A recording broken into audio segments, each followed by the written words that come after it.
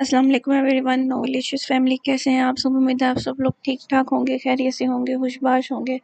आज हमने अनदेखा ख्वाब की किस्त नंबर 19 रीड आउट करनी है। अगर आपने अभी तक चैनल को सब्सक्राइब नहीं किया तो कर लें और साथ ही साथ बेल आइकन भी दबा लें ताकि जब भी नेक्स्ट वीडियो आए तो आपको फ़ौरन पता चल जाए। तो चलें स्टार्ट करते हैं। कमरे में 4 नफूसों के होते हुए भी गहरी खामोशी छाई हुई थी। वो सब अपनी अपनी जगह मुस्तरब थे, सिवाय एक शख्स के जो कि पुरसकून सा सोफे पर बैठा अपनी माँ के गुस्से को बगौर देख रहा था। डिनर के बाद आतिफ को एक ज़रूरी काम से जाना पड़ गया था, जिसकी वजह से वो जीमल को यहीं छोड़कर इनसे माजरत करता हुआ चले गया था। हन्नान असरा के पास था, जबकि वो सब रमैसा बेगम के कमरे में मौजूद थे। जीमल और हाशिर अपनी अपनी सी कोशिश करके खामोश हो गए थे, जबकि रमैसा बेगम किसी तौर असरा को कबूल करने को तैयार नहीं थी। सहर खामोशी से सोफे पर बैठा अपने हाथ की मुट्ठी बंद किए थोड़ी पर टिकाए उनकी खुद से और असरा से बदगुमानियां देख रहा था। वो इससे बात नहीं कर रही थी, वो उसे सख्त खफा थी। मम्मा आप जैसा सोच रही हैं असरा वैसी नहीं है, वो सिर्फ एक इत्तेफाक था। मैं आपको सारी सिचुएशन की वजाहत दे चुकी हूँ। आप एक दफ़ा उसे कबूल करके तो देखें, वो आपको कभी मायूस नहीं करेंगी। जीमल ने उनके हाथ पर अपना हाथ रखते हुए अपने लफ्ज़ों पर जोर देकर कहा। इसका अंदाज मुतलजी था। उसने उनकी असरा से बदगुमानी दूर करनी चाहिए। जीमल बिल्कुल ठीक कह रही है माँ साहब, आप खामखा असरा से बदगुमान हो रही हैं। असरा जैसी लड़की किसी की भी फर्स्ट चॉइस हो सकती है और आप हैं कि इस बेचारी को जाने क्या क्या कह रही हैं। हाशिर ने भी जीमल की बात पर हामी भरते हुए उन्हें मनाना चाहा। वो तो कब से तैयार बैठा था कि एक दफ़ा उसकी माँ हामी भरे और वो असरा को खूब सताए। उसे असरा और साहिर को एक साथ सोचकर ही एक्साइटमेंट हो रही थी, जबकि दिल ही दिल में वो अपने भाई की चॉइस को सराहने से खुद को बाज नहीं रख पाया था। बहुत खूब, मेरी औलाद होकर तुम लोग इस लड़की की हमायत कर रहे हो। और जीमल तुम बजाय इसे समझाओ, तुम भी इसके पीछे लगकर मुझसे बहस कर रही हो। मैंने इतने चाहों से उसकी मंगनी हीरा से करवाई थी और उसने मेरी एक न रखी। इस हीरे जैसी लड़की को ठुकरा दिया सिर्फ और सिर्फ इस कल की आई लड़की की वजह से। इसका फितना हुस्न से मुतासिर होकर उसने अपनी माँ को पसंद को ठुकराया है, मेरे हुक्म की नाफरमानी की है। रमैसा बेगम ने इन तीनों को खौफ की भरी नाराज निगाहों से देखते हुए, उनका अंदाज शदीद बरहम था। कब से खामोश बैठे साहिर को उनके अल्फाज चुभे थे। उसके अंदाज में इज़्तिराब पैदा हुआ। मैं आपसे अपने इस अमल की पहले से माज़रत कर चुका हूँ माँ साहब, और आखिरी बार बता रहा हूँ कि मैं इससे शादी का ख्वाहिशमंद हूँ, वो मुझसे नहीं। आप मुझे जो मर्ज़ी कह लें, मैंने आपकी बात नहीं मानी, मगर अब असरा के बारे में आप कुछ भी गलत नहीं कहेंगी। मुअद्दब से अंदाज में अपने जुर्म का इकरार करते हुए वो उन्हें असरा के बारे में मज़ीद कुछ भी कहने से मना कर गया था। असरा के बारे में इस तरह के जुमले उसके दिल पर किसी ज़र्ब की तरह लग रहे थे, जिन्हें बर्दाश्त करना मुश्किल अमर था। अपनी पसंदगी से पहले वो उसकी इज़्ज़त करता था।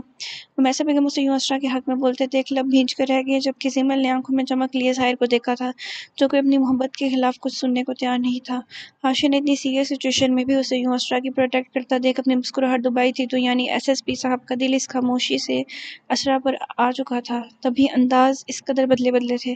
उसका ये अंदाज भी बड़ा अनोखा और प्यारा था। देख रहे हो तुम लोग, इस लड़की की हमायत कर रहे हो जो पहले से इसके दिलो दिमाग पर काबिज है, जो अपनी माँ से इसकी वजह से खफा हो रहा है। उससे अभी मैंने अपने घर में कोई हैसियत दी नहीं और उसने अभी से ही मेरे बच्चों को मेरे खिलाफ कर दिया। तो तुम लोगों को वो मासूम और अपनी माँ जालिम लग रही है। मैंने एक उम्र गुजारी है, मुझे लोगों की पहचान है। रमैसा बेगम ने हाशिर और जीमल को देखते हुए दबे दबे गुस्से से कहा, जबकि उनकी आवाज़ खासी ऊंची थी। अपने ध्यान में उनके कमरे के बाहर से गुजरती अशरा के कदम अपना नाम सुनने पर एक पल को थमे थे। वो अपना नाम सुनने पर एक पल को ठटक कर रुकी थी और बेयकीनी से अंदर से आती रमैसा बेगम की गुस्से भरी आवाज़ की सिम देखा। कमरे का दरवाज़ा थोड़ा सा नीम हुआ था, जिससे उनकी आवाज़ आसानी से सुनी जा सकती थी। वो हन्नान के लिए किचन से कुछ खाने को लेने जा रही थी, जब अपना नाम सुनकर वो एक पल को ठटक कर रुकी थी। जाने कि उनके लहजे में अपने लिए इस कदर बदगुमानी के साथ साथ गुस्सा महसूस करती, वो अपनी जगह से हिल ना सकी। तुम तो मेरे सबसे अक्लमंद बेटे हो साहिर, मगर तुम्हारा ये फैसला इंतहाई अहमकाना है।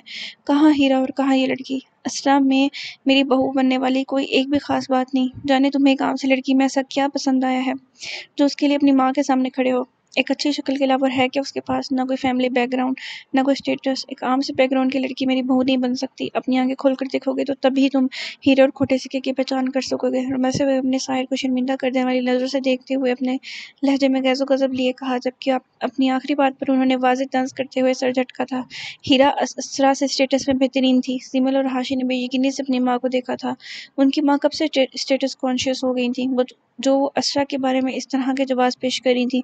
दोनों को रमैसा बेगम की बात पसंद नहीं आई थी। उनके इस कदर नफरत भरे लहजे और लफ्ज़ों पर असरा को खड़े होना मुश्किल लगा। वो उसे क्या समझती थी? इतनी बदगुमानी, इतनी नफरत, ये सब कब हुआ? वो पहले तो ऐसी नहीं थी। اس کی آنکھیں خود بخود نم ہو گئیں۔ ان کے الفاظ اسرا کے دل میں کسی تیر کی طرح چبھے تھے۔ محبت حیثیت، شکل و صورت اور مقام و مرتبے کی محتاج نہیں ہوتی۔ جو خوبصورتی، اسٹیٹس یا فیملی بیک گراؤنڈ دیکھ کر کی جائے وہ محبت نہیں ہوتی۔ محبت کے معیار اتنے سستے نہیں ہوتے۔ میں اسرا عالم سے محبت کرتا ہوں اور اسی سے شادی کروں گا، چاہے آپ آج اجازت دیں یا کل۔ وہ میری ہے اور اسے میرا ہی ہونا ہے۔ ساحر نے رمیسہ بیگم کی بات کے جواب میں پرسکون سے لہجے میں اپنے کانوں میں رس کھولتی آواز سے مدھر سے لہجے میں کہا، یہ اعتراف محبت تھا۔ کمرے میں ایک دم گہری خاموشی چھا گئی۔ اس کے سچے جذبوں سے گندے لفظوں کی صداقت نے کسی کو بھی کچھ لمحے بولنے نہ دیا۔ دروازے کے باہر کھڑی اسرا نے پھٹی پھٹی نگاہوں سے نیم وا دروازے کو دیکھا تھا۔ اس کی بدنامی آنکھیں حیرت سے پھیلی تھیں۔ اسے لگا کہ اسے سننے میں کوئی غلطی ہوئی ہے، مگر دل وہ تو اس کے خوبصورت لفظوں میں ہی الجھ کر رہ گیا تھا۔ یہ شادی تو ایک کانٹریکٹ تھا، پھر یہ محبت کہاں سے آ گئی؟ کیا وہ اتنے اعتماد سے ہی جھوٹ بولتا تھا؟ اسے کئی لمحے اپنے کانوں سنی بات پر اعتبار نہ آیا۔ چند دنوں کی جان پہچان کو محبت کا نام دینا سراسر بے وقوفی ہے۔ یہ صرف وقتی اٹریکشن ہوتی ہے، جس کے بعد اکثر جلد بازی میں کیے گئے فیصلے ہمارے نقصان کا باعث بنتے ہیں، سوائے گھاٹے کے سوتے کے اور کچھ نہیں ہوتے۔ رمیسہ بیگم نے اس کی آنکھوں میں اس لڑکی کا عکس دیکھتے ہوئے ضبط سے کہا، جبکہ انہیں اپنی بات بے معنی سی لگی۔ وہ جانتی تھی کہ ساحر جب ایک بار فیصلہ کر لے تو اس کے ارادوں سے ہٹانا ناممکن سا ہوتا ہے۔ محبت شاید ویسے بھی اندھی ہوتی ہے۔ وہ اپنی ماں کی باتوں پر محظوظ ہوتا ہلکے پھلکے لہجے میں معصومیت سے بولا تھا، جس پر زیمل اور حاشر بے ساختہ مسکرائے تھے۔ رمیسہ بیگم اس کی ڈٹائی پر تپ کر رہ گئیں۔ حاشر نے اتنی سیریس سچویشن میں بھی اس کے انداز اور معصومیت کے سے کہنے پر ہونٹوں کو گول کر کے سیٹی بجائی تھی، جس پر رمیسہ بیگم اسے گھور کر رہ گئی۔ اسرا نے کھا جانے والی نگاہوں سے دروازے کو دیکھا تھا۔ اسے یہ شخص شدید زہر لگا۔ وہ کتنی ڈٹائی سے جھوٹ بولتا تھا۔ اسرا ایک جھجری بھر کر رہ گئی۔ لیکن اگر وہ سچ بول رہا ہوا تو؟ اس کے اندر سے جیسے کوئی سرگوشی سے انداز میں بولا، ابھی یہ آدمی اس کے ساتھ کون سا کھیل کھیلنے والا تھا؟ اسے اس کے ارادے ٹھیک نہ لگے، وہ اس پر ہرگز اعتبار نہیں کر سکتی تھی۔ اب اندر سے زیمل اور حاشر کی مختلف آوازیں آنے لگ گئیں، جو کہ شاید اسے اس اعتراف محبت پر چھیڑ رہے تھے۔ اسرا کو یہاں کھڑا ہونا مشکل لگا۔ اس کی پیشانی پر ننھی سی پسینے کی بوندیں جمع ہوئی تھی، جس کا اس کے بالکل اندازہ نہیں تھا۔ وہ مزید یہاں ٹھہرے اپنے کمرے کی جانب بڑھ گئی۔ ساحر کے غیر سنجیدگی سے جواب دینے پر ماحول میں موجود تناؤ خود بخود کم ہو گیا۔ حاشر اور زیمل اب اپنی ماں کو چھوٹے بچوں کی طرح منا رہے تھے اور ساتھ ہی ساتھ ساحر کو خوب چھیڑ رہے تھے۔ رمیسہ بیگم کے غصے کا گراف نیچے آتا دیکھ ساحر ان کے قریب گیا تھا اور اپنے عمل پر پھر سے معذرت کرتے ہوئے انہیں اپنے ساتھ لگایا تھا، جس پر ان کی آنکھوں میں نمی سی جمع ہو گئی۔ ساحر ان کی سب سے فرمانبردار اور قابل اطاعت تھی۔ اس سے زیادہ دیر وہ ناراض نہ رہ سکیں اور حاشر کی اوٹ پٹانگ باتوں پر نہ چاہتے ہوئے مسکرا دیں، جس پر کمرے میں اس فیملی کا منظر مکمل ہو گیا تھا۔ زیمل کی آمد رائے گاہ نہیں گئی تھی۔ آسمان پر ہر طرف سیاہی پھیلی ہوئی تھی، پورے عالم پر دھند سی چھائی ہوئی تھی۔ یہ دسمبر کا مہینہ تھا، اس لیے سردی اپنے عروج پر تھی۔ وہ جب سے اس کی گوہرفشانیاں اعتراف محبت سن کر آئی تھی، کمرے میں جلے پیر کی بلی کی طرح چکر کاٹ رہی تھی۔ اس کے ذہن میں اس شخص کی باتوں سے جانے کون سے اندیشے جنم لے رہے تھے۔ وہ شخص اس کی سوچ سے زیادہ اسمارٹ تھا۔ وہ کیسے محض اس کے لفظوں پر اعتبار کر کے بغیر کسی قانونی کاغذ پر ایگریمنٹ کیے اسے نکاح کر سکتی تھی؟ اس سے پہلے اس چیز کی اتنی ضرورت محسوس نہیں ہوئی تھی، مگر وہ جب سے اس کے الفاظ سن کر آئی تھی، اسے اپنی دھڑکنیں کانوں میں گونجتی سنائی دے رہی تھیں۔ اس قدر با اثر الفاظ تھے اس کے کہ ایک پل کو تو اس کا اپنا دل اس کے میٹھے سے لہجے میں کیے اعتراف پر ایمان لانے کو مچلا تھا، جسے اس نے اپنے غصے سے ڈپٹ کر دبا دیا تھا۔ وہ اب اس کے ساتھ کون سا کھیل کھیلنے والا تھا؟ اس کے الفاظ بار بار کسی سرگوشی کی طرح اس کے کانوں میں گونج رہے تھے، جو کہ اسے ایک عجیب سی کیفیت میں مبتلا کر رہے تھے۔ وہ اس پیچ و تاب کھاتی اپنے غصے سے اس کیفیت کو خود پر طاری ہونے سے روک رہی تھی۔ سب کے سامنے کیسے وہ ڈٹائی سے اسے محبت کا اعلان کر رہا تھا۔ بے ساختہ اسرا کے کانوں کے ساتھ ساتھ اس کے گال بھی سرخ ہوئے۔ اس کی ڈٹائی کا سوچتے ہی اس نے کرتے ہوئے دل ہی دل میں آج اسے ایک نیا نام دیا تھا، بے شرم آدمی۔ کیا وہ اپنے گھر والوں کو بے وقوف بنا رہا تھا، یا اسے سوچ سوچ کر اس کے اضطراب میں اضافہ ہو رہا تھا؟ غصے کے ساتھ ساتھ اس پر ایک عجیب سی کیفیت آ رہی تھی، جسے کوئی نام دینے سے وہ فی الحال قاصر تھی۔ اپنے غصے سے مزید کنٹرول کھوتے ہوئے وہ اپنے کندھے پر لاپرواہ سے انداز میں لی شال کو سر پر اوڑھتے ہوئے کمرے سے باہر نکلی تھی۔ اف، ایک تو یہ لڑکی حد سے زیادہ جذباتی تھی۔ اسے اپنے ذہن میں چلتی باتوں کے جوابات ابھی اور اسی وقت چاہیے تھے۔ اس سے مزید وہ انتظار نہیں کر سکتی تھی۔ اسے لگا سوچ سوچ کر اس کے دماغ کی شریانیں پھٹ جائیں گی۔ اس کا دماغ فی الحال غصے سے کھو رہا تھا۔ وہ سیڑھیاں چڑھتی ہوئی اوپر آئی تھی اور بغیر وقت کا اندازہ کیے اس کے کمرے کے باہر موجود تھی۔ فقط ایک پل کو اس کا ہاتھ دروازے کے ہینڈل پر رکا تھا، جب پھر سے اس کے کانوں نے اس کے الفاظ سنے تو وہ لم پھینچتی بغیر دستک دیے ایک جھٹکے سے دروازہ کھول کر کسی طوفان کی طرح اندر داخل ہوئی تھی۔ کمرے میں ہر جگہ اندھیرا تھا۔ سائڈ لیمپ کی روشنی نے بیڈ کی ایک سائڈ کو مکمل روشن کر رکھا تھا، جبکہ کمرے کے بقیہ حصے میں مدھم سے روشنی پھیلی ہوئی تھی۔ کمرے میں داخل ہوتے ایک مسحور کن سی خوشبو اس کی سانسوں سے ٹکرائی تھی۔ خوبصورت سے وسیع کمرے میں نیم روشنی پھیلی ہوئی تھی۔ اس نے لم بھیجتے ہوئے روشنی کی سمت دیکھا، جہاں اس سنہری آنکھوں میں نیند کے خمار کے ساتھ ساتھ حیرانی لیے کچھ بے یقینی سے اس کی جانب ہی دیکھ رہا تھا۔ اسے بیڈ پر نیم دراز سا پورے کا پورا اپنی جانب متوجہ پا کر ایک پل کو وہ سٹ پٹائی تھی۔ ساحر، جو کہ اپنے نائٹ ڈریس میں ملبوس کمفرٹر اوڑھے نیم دراز سا بستر پر बैठा किसी किताब के मुताले में मसरूफ़ था और अब उसे नींद आने लगी थी। वो किताब बंद करके सोने के बारे में सोच ही रहा था जब असरा आलम किसी आंधी तूफान की तरह पहली बार उसके कमरे में दाखिल हुई थी। उसने शदीद हैरानी में घिरे उसे देखा था। ज़ही नसीब, तुम और इस वक्त मेरे कमरे में, क्या मैं कोई ख्वाब देख रहा हूँ? साय ने किताब बंद करते हुए अपनी हैरत छुपाते हुए दिलचस्पी से उसकी जानिब देखते हुए जिद करने वाले अंदाज में पूछा। असरा को देखकर साफ लगता था कि वो लड़ने आई है। उसके नथने फूले हुए थे, गाल गुस्से से सुर्ख थे और आंखों में जब से लाली सी तैर रही थी। आप जैसे लोगों के ख्वाब कभी पूरे नहीं होते, और ये क्या मोहब्बत मोहब्बत का ड्रामा लगा रखा है आपने?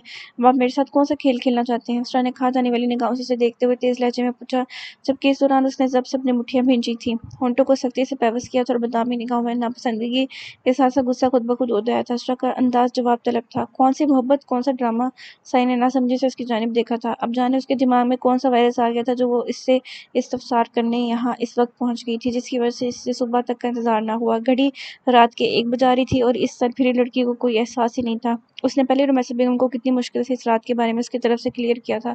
अगर इसे इस वक्त हाशिर या रुमैसा बेगम में से कोई भी यहाँ देख लेता तो अशरा का इमेज उनकी नज़रों में फिर से खराब हो जाता। वो नामहसूस अंदाज में अपने बिस्तर से उतरते हुए उसके रूबरू आया था। ओह, अब मुझे आपको याद करवाने की ज़रूरत है? ये नीचे आप सबके सामने क्या बकवास कर रहे थे कि आपको मुझसे मोहब्बत?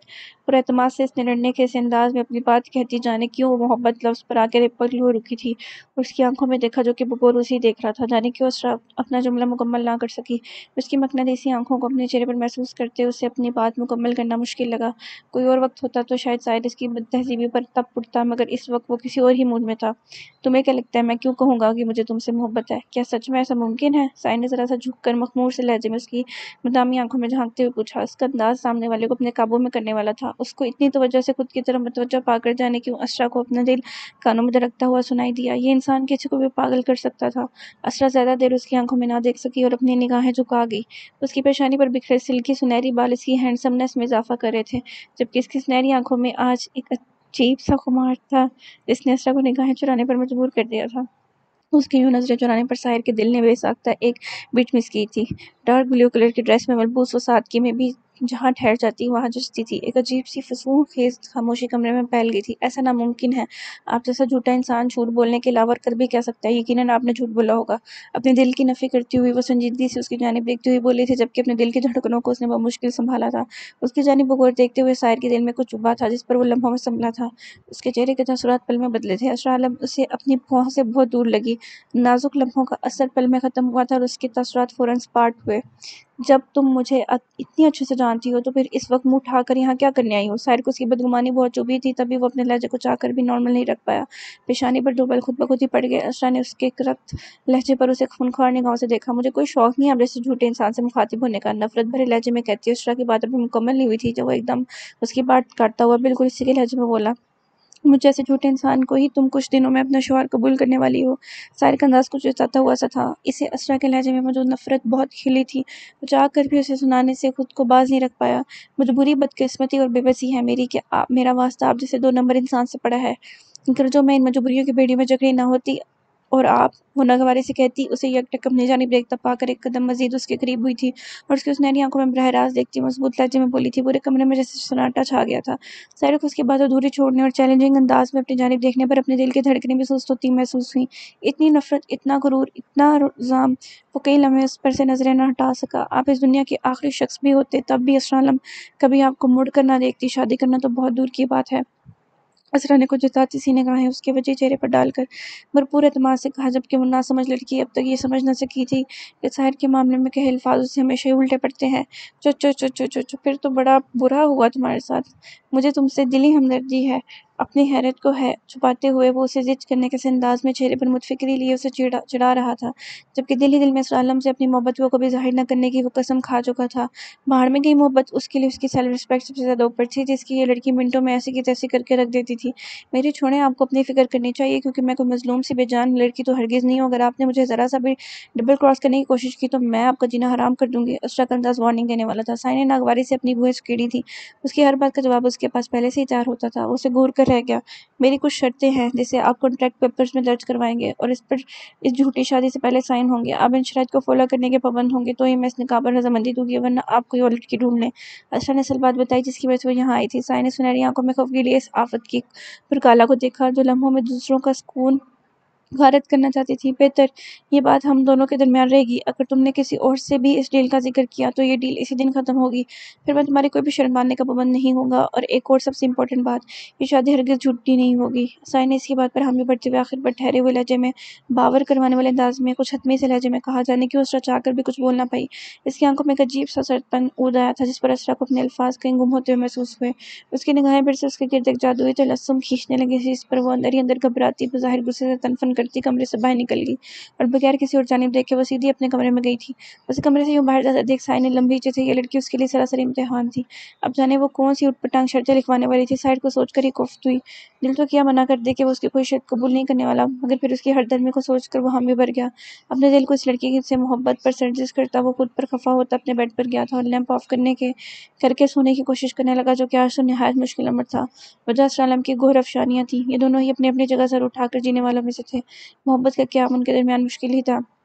لاہور پہنچنے کے بعد وہ سیدھا اپنے ایک دوست کے پاس آیا تھا جو کہ یہاں ایک فلیٹ میں رہتا تھا۔ اس کا دوست ایک نامور وکیل تھا جو کہ عارف والا سے ہی تعلق رکھتا تھا، مگر اپنی جاب کی وجہ سے لاہور سیٹ تھا۔ اس کی فیملی بھی حازم کے گاؤں میں ہی رہتی تھی، جبکہ خود وہ اکیلا یہاں اس لگژری سے فلیٹ میں رہتا تھا۔ حازم نے یہاں پہنچ کر اسے اسرا کے بارے میں سب کچھ بتا دیا تھا، جس پر اس نے اس کی پوری مدد کرنے کا یقین دلایا تھا۔ حازم کے کوئی رہائش کا انتظام کرنے کا کہنے پر وہ اسے اپنے ساتھ ہی فلیٹ میں رہنے کا کہہ چکا تھا، جس پر حازم اس کا مشکور تھا۔ اسے لگتا تھا کہ اب اسرا کو ڈھونڈنا اس کے لیے مشکل نہیں ہے۔ واجد ایک بہت نامور وکیل تھا، اس کی پولیس والوں سے خوب جان پہچان تھی۔ یقیناً یہ سب اسرا کو ڈھونڈنے میں معاون ثابت ہوتے۔ وہ دل ہی دل میں بہت خوش تھا اور جلد از جلد اسرا تک پہنچنا چاہتا تھا، جس کے لیے اس وقت اسٹینڈ نہ لے کر اس نے سب سے بڑی غلطی کی تھی۔ بس وہ اسرا سے مل کر سب سے پہلے اپنے اس عمل کی معافی مانگے گا اور اسے اپنی محبت کے بارے میں بتائے گا۔ اپنے بے سکون دل کو ایسے دلاسے وہ روز دیتا تھا۔ اسے یہاں آئے ایک ہفتہ ہو چکا تھا اور جانے اسے اور کب تک انتظار کی سولی پر لٹکنا تھا۔ وہ اس دن کا منتظر تھا جب اس کی اسرا اس کے سامنے ہوگی اور وہ اسے اپنا حال دل سنائے گا۔ وہ جانتا تھا کہ وہ بہت غصہ ہوگی، مگر وہ اسے منا لے گا، اس کے نخرے برداشت کر لے گا، بس ایک دفعہ وہ اسے دوبارہ مل جائے۔ قسمت اسے اسرا سے ضرور ملواتی، مگر کون جانتا تھا یہ ملاقات عارضی ہوگی یا آخری۔ وقت پر اس کا ساتھ نہ دینے کی سزا تو کچھ اسے ملنی بھی چاہیے تھی، اور وہ اسرا عالم تھی جس کے بارے میں اندازہ لگانا یا اسے جاننے کا دعویٰ کرنا سوائے غلط فہمی کے کچھ نہ تھا۔ "What's wrong with you? ذہنی توازن درست ہے یا اپنی بہن کی طرح تمہارا دماغ بھی خراب ہو گیا ہے؟" اس کی مسلسل خود پر جمی نظروں سے چڑھتے ہوئے وہ دانت کھچا کر بولا تھا۔ رافع نے اسرا کے بارے میں خیالات پر نفی میں سر ہلایا تھا۔ ان دونوں کا کوئی جوڑ بنتا ہی نہیں تھا۔ آج صبح جب وہ اسرا سے ساحر کے بارے میں بات کر رہا تھا تب اس نے بھی اسی طرح ناگواری سے اسے "کھری دماغ SSP" کہا تھا، اور اب وہ بھی اس کی شان میں بالکل ایسے ہی الفاظ استعمال کر رہا تھا۔ اسرا نے اس سے اس ڈیل کا قطعی ذکر نہیں کیا تھا۔ رافع کے پوچھنے پر اس نے کہہ دیا تھا کہ اس نے اس کے شادی پر پوچھنے پر ہاں کر دی۔ کیوں کی ہے اس کی وجہ وہ اسے بتا سکتی اور نہ ہی وہ اسے فورس کرے۔ رافع کو بس دل کا دورہ پڑنا باقی تھا، ورنہ وہ تو پورے 15 منٹ شوق کی کیفیت میں بیٹھا اسرا کو بے تاثر نگاہوں سے دیکھتا رہا۔ یہ سن کر ہی اس نے اسے شادی پر ہاں کر دی ہے۔ اسرا اور سر کی شادی ہو رہی تھی، یہ خبر اس کے لیے ایک بہت بڑا دھماکہ تھی جسے قبول کرنے میں اسے کئی لمحے لگے تھے۔ سر نے ضرور اسرا کو کسی بہت بڑی چیز پر مجبور کیا ہوگا جس پر اس نے رضامندی دی۔ پوچھنے پر بھی اسرا کے کچھ نہ بتانے پر وہ ساحر سے وجہ جاننے کا ارادہ کر چکا تھا۔ رافع پولیس اسٹیشن سے ایک ضروری بات کا کہہ کر بڑی مشکل سے ساحر کو اس قریبی ریسٹورانٹ لے آیا تھا جو کہ اسے ہاتھ ہی نہیں آ رہا تھا۔ اتنا سب کچھ ہو گیا اور اس نے اسے بتانا بھی پسند نہیں کیا۔ رافع سے سخت خفا تھا۔ ساحر نے لنچ میں اپنے لیے سینڈوچ اور کافی کا آرڈر دیا، جبکہ رافع نے ناراضگی ظاہر کرتے ہوئے صرف کافی منگوائی تھی۔ وہ جب سے یہاں آیا تھا ساحر کے سامنے کرسی رکھ کر بیٹھا اسے شکوہ کرنے نگاہوں سے دیکھی جا رہا تھا، جس پر وہ بزش ہو کر اسے پوچھ رہا تھا، اگر آپ کو اس کا اتنا ہی دماغ خراب لگتا ہے تو کیوں کر رہے ہیں اسے شادی؟ مجھے تو ابھی تک اپنے کانوں سنی بات پر اعتبار نہیں آ رہا کہ اسرا نے آپ سے شادی کرنے کے لیے ہاں کر دی ہے۔ وہ ایسا کیسے کر سکتی ہے؟ ضرور آپ نے کچھ کہا ہوگا، ورنہ اسرا تو ایسا کبھی نہیں کرتی۔ رافع نے آنکھیں چھوٹی کر کے اسے گھورتے ہوئے سنجیدہ سے لہجے میں پوچھا۔ اس کا انداز گریزنے والا تھا۔ مکمل یونیفارم میں ملبوس ساحر یہاں موجود تمام لوگوں کی توجہ اپنی جانب مبذول کر گیا تھا۔ یونیفارم میں وہ نظر لگ جانے کی حد تک پیارا لگتا تھا۔ اس کی ہینڈسمنس مزید پرکشش سی ہو جاتی تھی۔ "کیوں، تمہاری بہن کسی ملک کی شہزادی ہے جس کی مجھ سے شادی نہیں ہو سکتی؟" ساحر نے ماتھے پر تیوری ڈالے اسے ناگواری سے دیکھتے ہوئے پوچھا۔ سنجیدہ سی شکل پر ناگواری سی پھیل گئی تھی۔ "بات کو گھمائیں مت سر، یہ بتائیں کہ آپ نے اسے ایسا کیا کہا ہے جس پر اس نے آپ سے شادی کرنے پر اپنی رضامندی دی؟" رافع نے سنجیدگی سے ہنوز آنکھیں چھوٹی کیے اسے گھورتے ہوئے پوچھا۔ وہ سنجیدہ تھا، اس کے ذہن میں ایک ساتھ بہت سے سوال گردش کر رہے تھے جس کا جواب نہ تو اسے اسرا دے رہی تھی اور نہ ہی ساحر۔ "مجھے کیا پتا اس نے ہاں کیوں کی، یہ تم اس سے ہی کیوں نہیں پوچھتے؟" ساحر کا انداز جان چھڑوانے والا تھا۔ اس نے شانے اچکاتے ہوئے لاپرواہی سے کہا۔ اس کا آرڈر کیا ہوا لنچ آ چکا تھا۔ وہ اپنی کافی اور سینڈوچز کی جانب متوجہ ہوا۔ رافع کو لگا وہ پتھر سے سر پھوڑا ہے۔ "اور یہ محبت کا کیا سین ہے؟ آپ نے سب کے سامنے کہا کہ آپ کو اسرا سے محبت ہے، اس لیے آپ اس سے شادی کر رہے ہیں۔ میری یادداشت میں تو ایسا کوئی لمحہ محفوظ نہیں جس میں آپ نے اسے کبھی ٹھیک سے بات بھی کی ہو، تو پھر آپ کو اسے محبت کیسے ہوگی؟ رافع نے الجھتے ہوئے پوچھا۔ اسے سمجھ نہیں آ رہا تھا کہ وہ کیا کرنے والا ہے۔ ساحر نے سینڈوچز کے بائٹ لیتے ہوئے اس کے پریشان سے چہرے کو دیکھا تھا۔ رافع ہنوز اسے سوالیہ نگاہوں سے دیکھ رہا تھا، اس کے جواب کا منتظر تھا۔ تمہیں مجھ پر ٹرسٹ ہے نا؟ ساحر نے ٹیشو سے ہاتھ صاف کرتے ہوئے اس کی آنکھوں میں دیکھ کر سنجیدگی سے پوچھا۔ 150%۔ رافع نے لمحوں میں جواب دیا تھا۔ اس پر تو وہ خود سے بھی زیادہ اعتبار کرتا تھا۔ تو بس پھر سارے سوال اپنے ذہن سے نکال دو، ریلیکس ہو جاؤ۔ ایک بات میری ہمیشہ یاد رکھنا رافع، میری وجہ سے اسے کبھی کوئی تکلیف نہیں ہوگی۔ صحیح وقت آنے پر میں تمہیں خود سچ بتاؤں گا، مگر ابھی نہیں۔ تم اس طرف سے بے فکر ہو جاؤ، شادی کی تیاری کر لو صالح صاحب۔ آفٹر آل تمہاری بہن کی شادی ہے۔ سنجیدگی سے اپنی بات کہتا وہ آخر پر غیر سنجیدگی سے بولا تھا اور دوبارہ اپنی کافی کی جانب متوجہ ہوا۔ اس کی باتوں سے رافع کے دل و دماغ میں گردش کرتے سوال ایک پل کو رک گئے تھے۔ جب وہ کہہ رہا تھا تو ضرور کوئی وجہ ہوگی، جسے سمجھتے ہوئے رافع نے اللہ کے بعد سب کچھ اس پر چھوڑ دیا تھا۔ وہ خود بخود پرسکون ہو گیا تھا۔ تیاری تو میں کروں گا اور ایسی کروں گا کہ سب دیکھتے رہ جائیں گے، بس آپ کی زندگی میں امن و سکون جانے پر مجھے آپ سے دلی ہمدردی رہے گی۔ رافع نے اس کی پلیٹ سے ایک سینڈوچ اٹھاتے ہوئے اپنی مسکراہٹ لبوں میں دباتے ہوئے کہا۔ اب ٹینشن دور ہوئی تھی تو اسے احساس ہوا کہ اسے شدید بھوک بھی لگی تھی، جس پر بغیر جھجکے ساحر کی پلیٹ سے اٹھا کر کھانے لگا۔ لیٹس سی، کسی کا امن و سکون برباد ہوتا ہے؟ معنی خیز سے انداز میں کہتا وہ اپنی کافی کا مگ اٹھا کر کافی پینے لگا۔ وہ بھی اب اینٹ کا جواب پتھر سے دینے والا تھا۔ اشرا عالم کو اپنے اعصاب پر سوار تو وہ ہرگز نہیں کرنے والا تھا۔ یہ وہ سوچ چکا تھا۔ اس کے انداز پر رافع کا جاندار قہقہ بے ساختہ تھا۔ یہ دونوں ہر وقت لڑنے والے تھے، جسے سوچ کر ہی رافع سے اپنی ہنسی کنٹرول نہیں ہو رہی تھی۔ ساحر نے اس کی ہنسی پر اسے غور کر دیکھا، جس پر رافع مزید پھیلتے ہوئے اب اسے تنگ کرنے لگا تھا۔ ٹیبل کے نیچے سے ساحر نے اپنا پاؤں زوردار طریقے سے ایک ٹرک سے اس کی پاؤں پر مارا تھا، جس پر رافع بے ساختہ کی چیخا تھا۔ چہرہ درد کی شدت سے لمحوں میں سرخ ہوا تھا۔ ارد گرد موجود سب لوگوں نے حیرانی سے سر اٹھا کر اسے دیکھا تھا، جس پر رافع ضبط کر کے رہ گیا اور بے یقینی سے ساحر کو دیکھنے لگا، جیسے کہہ رہا ہو کہ کوئی اور طریقہ نہ ملا میرا منہ بند کروانے کو۔ جس پر ساحر کے تاثرات میں 19 کا بھی فرق نہیں آیا تھا۔ اب یوں مت دیکھو مجھے، میری بات دھیان سے سنو۔ اس فرائیڈے کو ماں صاحب اور حاشر کے ساتھ تم اسرا کے گھر میں رشتہ لے کر جاؤ گے۔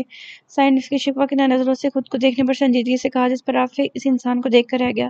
ہر وقت اس کے ذہن میں کوئی نہ کوئی پلان گردش کرتا رہتا تھا۔ اسرا کے گھر؟ اس کے تایا جان مجھے گولی مار دیں گے۔ رافع نے حیرانی سے اسرا کے گھر کا سن کر اس کے گھر والوں کے غصے کو سوچ کر ہی ججری بڑھتے ہوئے کہا۔ اسرا کے گھر مطلب اسماعیل صاحب کے گھر جانا ہے؟ تم انہیں ہی اسرا کی فیملی کے طور پر میرے گھر والوں سے تعارف کرواؤ گے؟ اسماعیل صاحب سے ساری بات میں کر چکا ہوں۔ ساحر نے اسے سنجیدگی سے ساری صورتحال سمجھاتے ہوئے کہا۔ وہ ساری پلاننگ کر چکا تھا؟ رافع نے متاثر کن نگاہوں سے اسے دیکھا۔ یوں ہی تو نہیں، یہ شخص اپنی قابلیت کی وجہ سے جانا جاتا تھا۔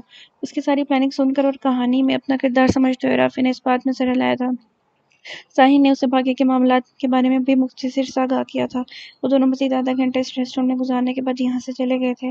ان کا رخ اب پولیس اسٹیشن کی طرف تھا۔ رافع اب قدرے پرسکون تھا اور واپس اپنے شوخ انداز میں لوٹ آیا تھا۔ رومیسا بیگم ساحر کی خوشیوں کی خاطر مان گئی تھی۔ صرف اور صرف اپنے بیٹے کی وجہ سے وہ اس لڑکی کو قبول کر رہی تھی، ورنہ تو اس دن کے بعد سے اسرا ان کے دل سے اتر گئی تھی۔ وجہ چاہے جو بھی ہو، مگر وہ اس رات وہاں موجود تو تھی نہ، اور ساحر کی ساری دلیلیں ان کے دل سے اسرا کے لیے بدگمانی نہ نکال سکی تھیں۔ رومیسا بیگم ہیرا سے بہت شرمندہ تھی۔ ان کے دل کی یہ حسرت ہی رہ گئی تھی کہ ہیرا جیسی سگڑ اور اعلیٰ خاندان کی لڑکی ان کی بہو بنتی۔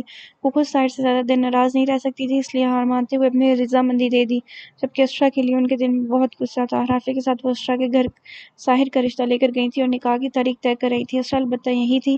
رافع نے یہی بہانہ بنایا تھا کہ اس کے پیپرز ہونے والے ہیں، جس کی وجہ سے وہ یہاں سے نہیں جا سکتی، جبکہ رومیسا بیگم چاہتی تھی کہ وہ نکاح تک اپنے گھر رہے۔ اسرا کی فیملی سے مل کر وہ کچھ خاص خوش نہیں ہوئی تھی۔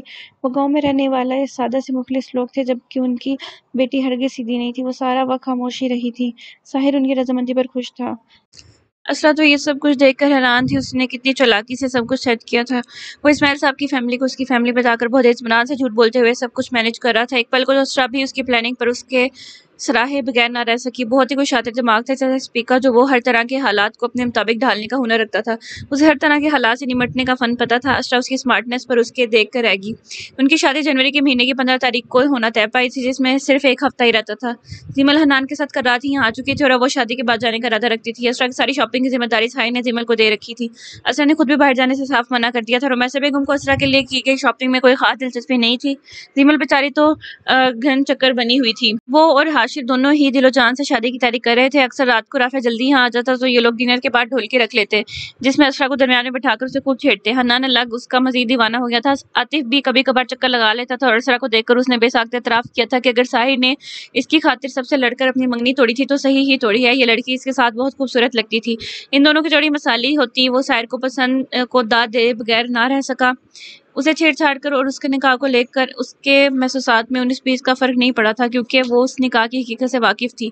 شادی سے 4 روز پہلے اسرا نے اس پہ اپنی شرطیں بتاتے ہوئے پیپرز ریڈی کروانے کا کہا تھا۔ اس کی شرطیں سن کر ساحر کی پیشانی پر ڈھیروں بلوں کا اضافہ ہو گیا تھا۔ دل تو کیا پیپر ریڈی کروانے کے بجائے اس کا گلا دبا دے، جو ایسے سمجھتی تھی، مگر وہ ضبط کر کے رہ گئی۔ اس نے ساری شرطیں مانی تھی، مگر سوائے ایک کے جس پر خالی ناراضگی کا اظہار کرتے ہوئے اسے واضح بتا گیا تھا کہ وہ اس کی یہی شرط ماننے والا جس پر اسرا نے مشکل ضبط کیا تھا۔ یہ بھی کم نہیں تھا کہ وہ باقی ساری شرطیں قبول کر رہا تھا۔ شام تک پیپرز بن کر آ گئے تھے، جنہیں مکمل پڑھنے کے بعد اسرا نے سائن کر دیے تھے، جس پر ساحر پہلے ہی سائن کر چکا تھا۔ اس طرح ان دونوں کے درمیان شادی سے پہلے ایک ڈیل ہوئی تھی، جس کا علم صرف ان دونوں کو ہی تھا۔ ان دونوں کے علاوہ اس ڈیل سے صرف اللہ واقف تھا، جو کہ ان کے مستقبل سے بخوبی واقف تھا۔ آدھا دن نکل گیا اور ان کی شاپنگ تھی کہ مکمل ہونے کا نام نہیں لے رہی تھی۔ وہ اب تھک چکا تھا، ہر طرف شام ہونے والی تھی۔ آدھا دن آفس میں سر کھپانے کے بعد وہ زیمل کو ایک کال کرنے پر اسے لیے شاپنگ مال آ گیا تھا۔ پہلے تو وہ شاپنگ میں اس کا ساتھ دیتا رہا۔ جب 2 گھنٹے گزرنے کے بعد وہ تھک چکا، زیمل اس کے چہرے پر تھکاوٹ دیکھتے ہوئے جلدی جلدی اپنی شاپنگ کمپلیٹ کرنے لگی۔ ساحر کی شادی میں بس 2 دن ہی رہتے تھے، اس لیے وقت بہت کم اور کام بہت زیادہ تھا۔ حالانکہ یہ صرف نکاح مما رخصتی تھی، پھر بھی ہر چیز اس تقریب کے لیے پورے اہتمام سے لی گئی تھی۔ وہ لوگ اپنی شاپنگ کمپلیٹ کر کے نکلے ہی تھے جب رمیسا بیگم نے اسے کال کر کے واپسی پر جیولر سے جیولری کلیکٹ کرنے کا کہا، جس پر زیمل عجلت میں ہاشر کو یہیں رکنے کا کہہ کر خود جیولری سیکشن کی طرف بڑھی تھی۔ ہاشر اس کے جانے کے بعد وہیں کوریڈور میں اس کا انتظار کرنے لگا۔ وہ یہیں بے مقصد ارد گرد دیکھنے لگا۔ اس کے اندر میں بیزاری تھی۔ وہ گھر جا کر کچھ دیر ریسٹ کرنے کا ارادہ رکھتا تھا۔ اس کے بعد شام میں وہ رافع اور ساحر اور اسرا کو خوب چھیڑنے کا ارادہ رکھتے تھے۔ آج انہوں نے اسپیشل ڈھولکی رکھی تھی، جس میں ساحر کو بھی شامل ہونے کے لیے وہ صبح سے وعدہ لے چکا تھا، مگر اس سب کے لیے اس کا تازہ دم ہونا ضروری تھا۔ اپنا سیاہ چمکتی ہوتی آنکھیں گھما کر وہ یوں ہی ارد گرد دیکھ رہا تھا جب ایک جگہ اس کی نگاہیں تھم سی گئیں۔ اس کے تھکے تھکے سے چہرے پر یکدم ہی ہلکی سی مسکراہٹ نمودار ہوئی تھی۔ اپنے سامنے نظر آتے منظر کو دیکھ وہ ایک پل کو اپنے لب کو دانتوں میں دباتا اپنی مسکراہٹ روکتا خود بخود اس جانب چلنے لگا۔ اس کا شریر سا انداز لمحوں میں لوٹ آیا تھا۔ اپنے سامنے نایاب کو دیکھ کر وہ جانے کیسے فریش ہو گیا تھا۔ کیا میں آپ کی مدد کر سکتا ہوں؟ آپ کی چہرے پر گہری سنجیدگی طاری کرتے ہوئے شائستہ سے لہجے میں اس کی پشت پر کھڑا پوچھ رہا تھا۔ اپنی پشت پر جانی پہچانی آواز سنتے ہوئے وہ فوراً پلٹی تھی اور اپنے چہرے سے اسے کھڑا دیکھ وہ تھوڑی حیران ہوئی تھی۔ ڈارک بلیو پینٹ پر لائٹ پنک کلر کی شرٹ میں ملبوس، جس پر لائننگ والی بلیو ٹائی لگائے، وہ خاصا ہینڈسم لگ رہا تھا۔ اس کے چہرے پر رقم سنجیدگی اس کی وجاہت میں اضافے کا باعث تھی۔ سیاہ بالوں کو نفاست سے پیشانی پر سیٹ کیے ہاشر اسرار اپنی منفرد پرسنالٹی سے نایاب فریاد کو متاثر کر گیا تھا۔ وہ اسے 1.5 ماہ بعد دیکھ رہی تھی۔ آپ یہاں؟ نایاب نے بمشکل اسی شخصیت کے عظام سے باہر نکلتے ہوئے پوچھا۔ وہ غیر محسوس طریقے سے ایک قدم پیچھے ہٹی تھی، ورنہ تو اس شخص کی تیز پرفیوم کی خوشبو اس کی حواس جھنجھوڑ رہی تھی۔ ہاشر اس کی جائزہ لیتی نگاہوں سے محظوظ ہوا تھا۔ اب یہ پبلک پلیس ہے تو بندہ بھولے بھٹکے سے کبھی نہ کبھی ٹکرا ہی جاتا ہے، ورنہ آپ کو تو کبھی اتنی توفیق ہی نہیں ہوئی کہ آپ مجھے اپنے گھر لنچ یا ڈنر پر انوائٹ کریں۔ ہاشر نے اس کی حیرانی پر شکایتی نظروں سے اسے دیکھتے ہوئے کہا، جس پر نایاب اس کی گہری نگاہیں اپنے چہرے پر محسوس کرتی ایک پل کو سٹپٹائی تھی۔ وہ تو یہاں چوڑیاں دیکھ رہی تھی جب یہ انسان اچانک اس کے سر پر نازل ہو گیا۔ اسے تو خبر بھی نہیں تھی کہ یوں 2 مہینوں بعد اس سے آج یہاں ملے گا۔ وہ اپنی کزن کے ساتھ یہاں آئی تھی، جو کہ فوڈ کورٹ میں بیٹھی اس کا انتظار کر رہی تھی، اور وہ یہاں یہ چوڑیاں دیکھتے ہوئے رک گئی تھی۔ میں آپ کو کیوں اپنے گھر انوائٹ کروں؟ کہ آپ میری پھپھو کے بیٹے ہیں جو میں آپ کی دعوتیں کرتی پھروں؟ نایاب نے سنبھلتے ہی تنگ تنک کر پوچھا۔ جانے کیوں اس کے دل میں آج ہرگز اس سے بحث کرنے کو نہیں تھا، مگر پھر بھی وہ اپنے اصلی اسپاٹ انداز میں بولی، جس پر ہاشر نے اپنی سیاہ مقناطیسی آنکھیں گھمائی تھیں، اور نایاب اس کے اس دل فریب انداز کو دیکھ کر رہ گئی۔ مجھے آپ کی پھپھو کا بیٹا بننے کا کوئی شوق بھی نہیں، اور ضروری تو نہیں کہ جن سے جان پہچان ہو صرف انہیں ہی دعوت پر بلایا جائے۔ کچھ ملاقاتیں جان پہچان بڑھانے کے لیے بھی تو کی جاتی ہیں۔ ہلکا سا جھک کر اس کی نگاہوں میں دیکھتے ہوئے جانے کیا کہنا چاہ رہا تھا کہ ایک پل کو نایاب کا دل اس کے جان لیوا انداز پر رکا تھا۔ وہ پورے کا پورا اس کی جانب متوجہ تھا۔ ارد گرد گزرتے لوگوں نے ایک سرسری سی نگاہ ان پر ڈالی تھی۔ نایاب نے فقط ایک پل کو اپنی ہیزل رنگ آنکھوں سے اس کا سیاہ مقناطیسی نگاہوں میں دیکھا تھا، اور اس کے بعد وہ نگاہیں چرا گئی۔ آپ کیا کہنا چاہتے ہیں؟ اپنے پہلے اس سے درست بالوں کو مزید درست کرتے ہوئے ارد گرد دیکھتے ہوئے بظاہر لاپرواہ سے انداز میں بولی تھی، جبکہ جانے کیوں آج اسے یہاں رکنا مشکل لگا۔ اس نے گزشتہ مہینوں میں اسے مس کیا تھا۔ جانے کیوں وہ انجانے میں ہی کئی بار اس ریسٹورینٹ گئی تھی کہ شاید اس کی دوبارہ ملاقات ہو جائے، مگر وہ اسے نہیں ملا، اور آج اچانک اس کے سامنے آ جانے پر نایاب اپنی عجیب ہوتی کیفیت سے انجان تھی۔ 2 دن بعد میرے بھائی کی شادی ہے۔ انویٹیشن کارڈ آپ کے فادر کو میں دے چکا ہوں۔ اگر آپ ان کے ساتھ تشریف لائیں گے تو مجھے اچھا لگے گا۔ آپ آئیں گی نا؟ ہاشر نے آس بھرے لہجے میں اسے دیکھتے ہوئے پوچھا، جس کی خود سے گھبراہٹ جانے کیوں اسے بہت اچھی لگ رہی تھی۔ نایاب کا دل کیا فوراً حامی بھر دے، جبکہ وہ جانے کیوں کچھ بول نہ سکی۔ اس کے ہاتھ میں تھامے فون پر اس کی کزن کی کال آنے لگی، جس نے ان کی گفتگو میں مخل کیا تھا۔ وہ چونک کر اپنے فون کی جانب متوجہ ہوئی، جبکہ کال اس نے پک نہیں کی تھی۔ میں آپ کا منتظر رہوں گا۔ اسے جانے کو پر تولتا دیکھ وہ آس کی ایک دوڑ اس کے ہاتھ میں تھما چکا تھا۔ اس کا لہجہ پر یقین تھا۔ نایاب نے ایک نظر اسے دیکھا تھا اور اپنے دھڑکتے دل کے ساتھ واپس پلٹ گئی تھی۔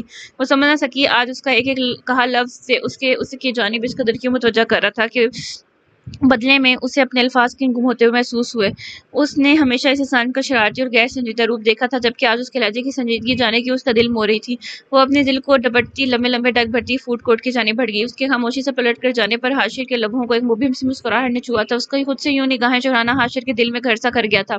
اس کے رگوں پہ میں خود بخود ہی مانیت سی بھرنے لگی۔ وہ چہرے پر مسکراہٹ لیے ابھی پلٹا ہی تھا جب جمیل کو اپنے پیچھے کھڑا پا کر ایک پل میں اس کے چہرے کی مسکراہٹ سمٹی تھی۔ وہ اور اس کے خود کو مشکوک نگاہوں سے گھورنے پر ایک لمحے کو سٹپٹایا تھا۔ کون تھی یہ؟ جمیل نے اپنی سنہری آنکھوں میں سوال لیے اسے گھورتے ہوئے پوچھا۔ کون؟ حاشر نے معصومیت سے کندھے جھکاتے ہوئے ایک نظر سے اپنے پیچھے دیکھتے ہوئے کہا جہاں کوئی نہیں تھا۔ جمیل نے اس کی چالاکی پر اسے گھورا تھا۔ اسے شاپ سے نکلتے ہی سے کسی لڑکی کے ساتھ دیکھا تھا۔ وہ اس لڑکی کا چہرہ دیکھ نہیں پائی کیونکہ حاشر اس کے آگے کھڑا تھا اور ان کے قریب پہنچتے تک وہ جا چکی تھی۔ زیادہ معصوم بننے کی ضرورت نہیں ہے، میں نے خود تمہیں اس لڑکی سے باتیں کرتے دیکھا ہے۔ سیدھی طرح شرافت سے بتاؤ کون تھی، ورنہ میں جا کر مما کو بتانے والی ہوں کہ ان کا دوسرا بیٹا بھی ان کے لیے بہو تلاش کر چکا ہے۔ جمیل نے اسے ڈراتے ہوئے بظاہر لاپرواہی سے کہا، جس پر حاشر پل میں سیدھا ہوا تھا۔ تمہاری ہونے والی بھابھی تھی، اور خبردار تو گھر جا کے ماں صاحب سے کچھ بھی کہا۔ بھائی کو تو انہوں نے بخش دیا، جبکہ مجھے تو اسی وقت پھانسی پہ لٹکوا دیں گی، اس لیے اپنا منہ بند ہی رکھنا، حاشر نے التجائی سے انداز میں اسے مناتے ہوئے کہا، جبکہ اپنے لفظوں سے وہ اپنی بھڑاس بھی نکال چکا تھا۔ جمیل نے اپنی سنہری آنکھوں میں حیرت لیے حاشر کو دیکھا تھا، جو کہ اپنے لیے لڑکی پسند کر کے بیٹھا تھا۔ اوکے، میں نہیں بتاتی، لیکن مجھے ملواؤ اس سے، جمیل نے پرجوشی سے کہا۔ اسے یکدم ہی حاشر کی پسند کو دیکھنے کا شدت سے شوق اٹھا تھا۔ ہاں، پہلے وہ مجھ سے تو صحیح سے بات کر لیں، شاید شادی پر آئیں، پھر ملواؤں گا، حاشر نے اس کے ہاتھ سے شاپنگ بیگ تھامتے ہوئے ایک سرد فضا کے ثبوت کرتے ہوئے کہا۔ او، تو یعنی معاملہ یک طرفہ ہے؟ جمیل نے اس کی حالت سے حد اٹھاتے ہوئے آنکھوں میں شرارت لیے کہا اور اس کے ساتھ ساتھ باہر کی جانب چلنے لگی۔ حاشر نے اس کے پاس سے منہ سوڑا تھا، جس پر جمیل کی مسکراہٹ بے ساختہ تھی۔ وہ دونوں یوں ہی نایاب کے بارے میں گفتگو کرتے ہوئے گاڑی تک پہنچے اور پورے راستے ان کی گفتگو کا موضوع یہی رہا۔ جمیل تو اسے سب کچھ اگلوا چکی تھی کہ وہ اسے پہلی بار کہاں ملا اور وہ کیسے جانتا ہے، وہ لڑکی کیا کرتی ہے، وغیرہ وغیرہ، جس پر حاشر اپنی قسمت کو کوستا ہوا اسے سب کچھ بتانے پر مجبور تھا۔ ایک تو اس کی زندگی میں کبھی پرائیویسی نام کی کوئی چیز ہی نہیں رہی۔ وہ ذرا سا سب سے مخفی کچھ کرنے لگتا تو فوراً پکڑا جاتا تھا۔ جیسے اب جمیل نایاب کے بارے میں سب کچھ جان چکی تھی اور حاشر اسرار اسے بتانے پر مجبور تھا۔ یہ 2 دن بھی تیزی سے گزر گئے۔ اس شادی میں سبھی خوش تھے، پرجوش تھے، سوائے اسرا عالم کے، جو کہ اس شادی کی حقیقت کو جانتی تھی۔ اس کے جذبات میں، اس کے تاثرات میں کوئی تبدیلی نہیں آئی تھی۔ وہ خاموش تھی اور خاموشی سے یہ سب ڈرامہ دیکھتے ہوئے اس کا حصہ بن گئی تھی۔ اس نے اپنے دل کو سمجھا لیا تھا کہ منزل تک پہنچنے کے لیے اسے اس آخری خاردار راستے میں سے بھی گزرنا ہوگا، جس کے لیے وہ مشکل ہی صحیح پر خود کو تیار کر چکی تھی۔ دن نکلتے ہی اسماعیل صاحب کی فیملی پوری تیاری کے ساتھ یہاں پہنچ چکی تھی۔ وہ لوگ پوری تیاری کر کے اسرا کے گھر والے بن کر اپنی بیٹی بہانے آئے تھے۔ پھوپھو سے تو اپنی خوشی سنبھالی ہی نہیں سمجھ رہی تھی۔ دوسری جانب پریشے کا بھی یہی حال تھا۔ انہوں نے اکثر ساحر کو اسرا کے لیے فکر مند پریشان ہوتا دیکھ یہ خواہش کی تھی کہ یہ دونوں ایک ہو جائیں، مگر ساحر کی منگنی کا سنتے ہی انہیں اپنی یہ خواہش بے معنی سی لگی۔ مگر جب سے انہیں یہ خبر ملی تھی، صحیح معنوں میں انہیں اسرا کی قسمت پر رخش آیا تھا۔ موضوع یوں بھی ہوتے ہیں، ان کا اللہ پر ایمان مزید بڑھ گیا۔ پریشے نے تو یہاں پہنچتے ہی اسرا کو تنگ کرنا شروع کر دیا۔ کہاں وہ اسے اپنی شادی پر بلانے کا ارادہ رکھتی تھی، اور اسرا نے تو اس سے پہلے ہی اس اپنی شادی پر بلا لیا تھا۔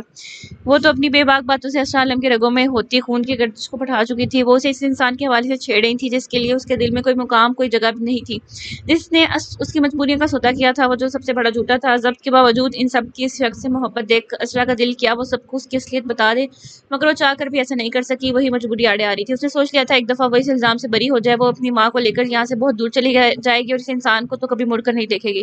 یہی ساری تسلیاں اپنے دل کو دیتے ہوئے اس بھاری قدم کے لیے خود کو تیار کر چکی تھی، ورنہ تو وہ اس اپنے پسندیدہ شخص کا 2 لمحوں کا ساتھ بھی کسی صورت قبول نہ کر پاتی۔ دوسری جانب ساحر اسے اپنے قدم سے مطمئن تھا۔ اسرا کے کہنے پر اس نے نکاح کی ترکیب صادری سے ہی گھر میں رکھوانی چاہیے، جس پر میسر بیگم نے شدید اختلاف کیا۔ وہ اس کی شادی دھوم دھام سے پورے شان و شوکت سے کرنا چاہتی تھیں، اور اس میں انہوں نے اس کی ایک نہ سنی۔ آخر کو ان کے بڑے بیٹے کی شادی تھی، جس کے بارے میں انہوں نے ہزاروں خواب دیکھ رکھے تھے۔ پھر کیا ہوا اگر ان کی بہو ان کی پسند کی نہیں تھی، مگر وہ شادی بالکل ویسے ہی کرنے کا ارادہ رکھتی تھی جیسے وہ چاہتی تھی۔ ساحر اس بار ان سے بحث نہ کر سکا اور خاموشی سے ان کا حکم مان لیا، جبکہ اس نے بڑی مشکل سے مہندی اور ولیمے کے فنکشن اس شادی سے مینیج کروائے تھے۔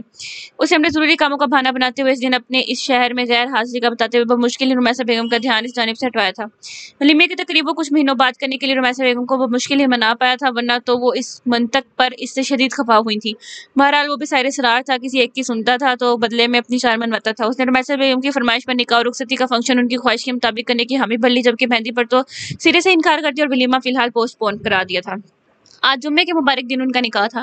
چونکہ نکاح جمعے کے بعد تھا تو یہ ڈے فنکشن تھا، جس کے لیے لاہور کا سب سے مشہور اور مہنگا بینکوائٹ بک کروایا تھا۔ اس تقریب کا انتظام بینکوائٹ میں آؤٹ ڈور کروایا گیا تھا۔ ویڈنگ پلانرز کی بہترین ارینجمنٹس نے ان فنکشن کو 4 چاند لگا دیے تھے۔ سفید، گلابی اور سرخ پھولوں، پینسل لائٹ سے سجا اسٹیج ہر کسی کی نگاہیں خیرہ کر رہا تھا۔ مرکز توجہ تھا، پورے بینکوائٹ کو خوبصورتی سے سجایا گیا تھا۔ اسٹیج کے پیچھے خوبصورت سا نیلے پانی کا پول تھا جسے فینسی لائٹس اور پھولوں کی مدد سے بڑی مہارت سے سجایا گیا تھا۔ پیسہ تو جیسے اس تقریب میں پانی کی طرح بہایا گیا تھا۔ یہاں موجود ہر چیز مہمانوں کی توجہ اپنی جانب مبذول کروا رہی تھی۔ ویڈنگ پلانرز کے کمال ترین انتظامات دیکھتے ہوئے ہر کوئی متاثر ہوا تھا۔ رمیسہ بیگم ہر چیز اپنے معیار اور خواہش کے مطابق دیکھتے ہوئے بہت خوش ہوئی تھیں۔ آف وائٹ اور میرون کلر کی امتزاج کی ساڑی میں ملبوس، گولڈ کا بھاری مگر نازک سا سیٹ پہنے، بالوں کا نفاست سے جڑا بنائے لائٹ سے میک اپ میں رمیسہ بیگم بہت پیاری لگ رہی تھی۔ وہ ایک بابر خاتون تھی جو کہ سوبر سی شخصیت کی مالک تھی۔ وہ اور ہاشر مسکراتے ہوئے سب مہمانوں کا استقبال کر رہے تھے۔ ہاشر اور رافع دونوں نے اس فنکشن کے لیے ایک جیسے ڈریس بنوائے تھے۔ فل وائٹ ڈریس پر اسکن اور پیچ کلر کے امتزاج کی ڈیزائنر ویسٹ کوٹ میں ملبوس گندمی رنگت سیاہ بالوں کو نفاست سے جیل میں سیٹ کیے، آنکھوں پر سیاہ گلاسز لگائے، وہ دونوں بے انتہا ہینڈسم لگ رہے تھے۔ وہ دونوں یہاں موجود لڑکیوں کی نگاہوں کا مرکز بنے ہوئے تھے۔ نرم گرم سی دھوپ پر ہر سو پھیلی ہوئی تھی جو کہ سردیوں کے موسم میں بہت بھلی لگتی تھی۔ زیمل اور عاطف دونوں نے سیم ڈریسنگ کی تھی۔ زیمل گرے اور سلور کلر کی خوبصورت سی نیٹ کی ساڑی میں ملبوس، بالوں کا خوبصورت سا اسٹائلش جڑا بنائے، اپنی ساڑی سے ہم رنگ جوڑی پہنے، موقع کی مناسبت کے حساب سے میک اپ کے ساتھ ڈارک لپسٹک لگائے بہت خوبصورت لگ رہی تھی۔ آف وائٹ ڈریس پر گرے اور سلور رنگ کے امتزاج کی ڈیزائنر سیٹ ویسٹ کوٹ میں ملبوس، بالوں کو نفاست سے سیٹ کیے عاطف شیراز بھی خاصا وجیح لگ رہا تھا۔ ان دونوں کے مچلنے پر ہر کسی کی صراحتی نگاہیں وقتاً فوقتاً اٹھتی تھیں۔ حنان نے سیم باپ جیسی ڈریسنگ کر رکھی تھی اور اپنی سلکی سنہری بالوں کو جیل سے سیٹ کروائے وہ اپنی عمر سے تھوڑا بڑا لگ رہا تھا، جبکہ اس کی کیوٹنس تو جیسے اس ڈریسنگ میں ڈبل ہو گئی تھی۔ ہر کوئی اسے دیکھ کر صدقے واری جاتا۔ وہ اپنے گھر والوں کا لاڈلا سب کی جان تھا۔ پریشے پیروں کو چھوتی گولڈن اور ریڈ امتزاج کی فراک میں ملبوس بہت پیاری لگ رہی تھی۔ وہ ہمہ وقت اسرا کے ساتھ ہی رہی تھی۔ اسرا کو گھر پر ہی بیوٹیشین تیار کرنے آئی تھی جس کے بعد اسے یہاں لایا گیا۔ رمیسہ بیگم اسماعیل صاحب کی فیملی کو اپنے رشتہ داروں سے ملوا رہی تھی۔ رافع اور ہاشر مہمانوں کے ساتھ ساتھ انتظامات بھی دیکھ رہے تھے۔ سائی نے اپنے ڈپارٹمنٹ میں سے چند لوگوں کو ہی بلایا تھا جس میں انسپیکٹر فائق اور حامد بھی شامل تھے۔ اپنے ایس ایس پی صاحب کی شادی کی خوشی ان کے چہروں سے جھلک رہی تھی۔ اے آئی جی صاحب بھی اپنی وائف کے ساتھ یہاں موجود تھے۔ رمیسہ بیگم کو ان کی آمد پر دلی خوشی ہوئی تھی، جبکہ انہیں دیکھ کر انہیں بے ساختہ ہیرا کی یاد آئی اور وہ ایک پل سر سانس خارج کر کے رہ گئی۔ اگر اسرا ان کے گھر نہ آئی ہوتی تو آج ان کے بیٹے کا نکاح ان کی من پسند لڑکی ہیرا سے ہو رہا ہوتا۔ وہ صرف سائر کی وجہ سے خاموش تھی۔ سائر کے خلوص سے اپنی شادی پر مدعو کرنے پر یاسر صاحب اپنی بیوی کے ساتھ یہاں تشریف لائے تھے، جبکہ ہیرا نے تو صاف انکار کر دیا تھا۔ آج کا دن اس کے لیے سوگ کا دن تھا، ماتم کا دن تھا، اس کی خوشیاں برباد ہوئی تھیں، وہ کسی کو نہیں دیکھنا چاہتی تھی۔ وہ صبح سے اپنے کمرے میں بند تھی۔ یاسر صاحب نے اسے کیفی سمجھتے اسے فورس نہیں کیا تھا۔ نکاح کا انتظام اسٹیج کی پچھلی سائڈ پر کیا گیا تھا، جہاں خوبصورت سے سنہری کلر کے جالی دار پردے درمیان میں حائل کرتے ہوئے دونوں طرف پر وائٹ کلر کی رویل چیئر دولہا دلہن کے لیے رکھی گئی تھی۔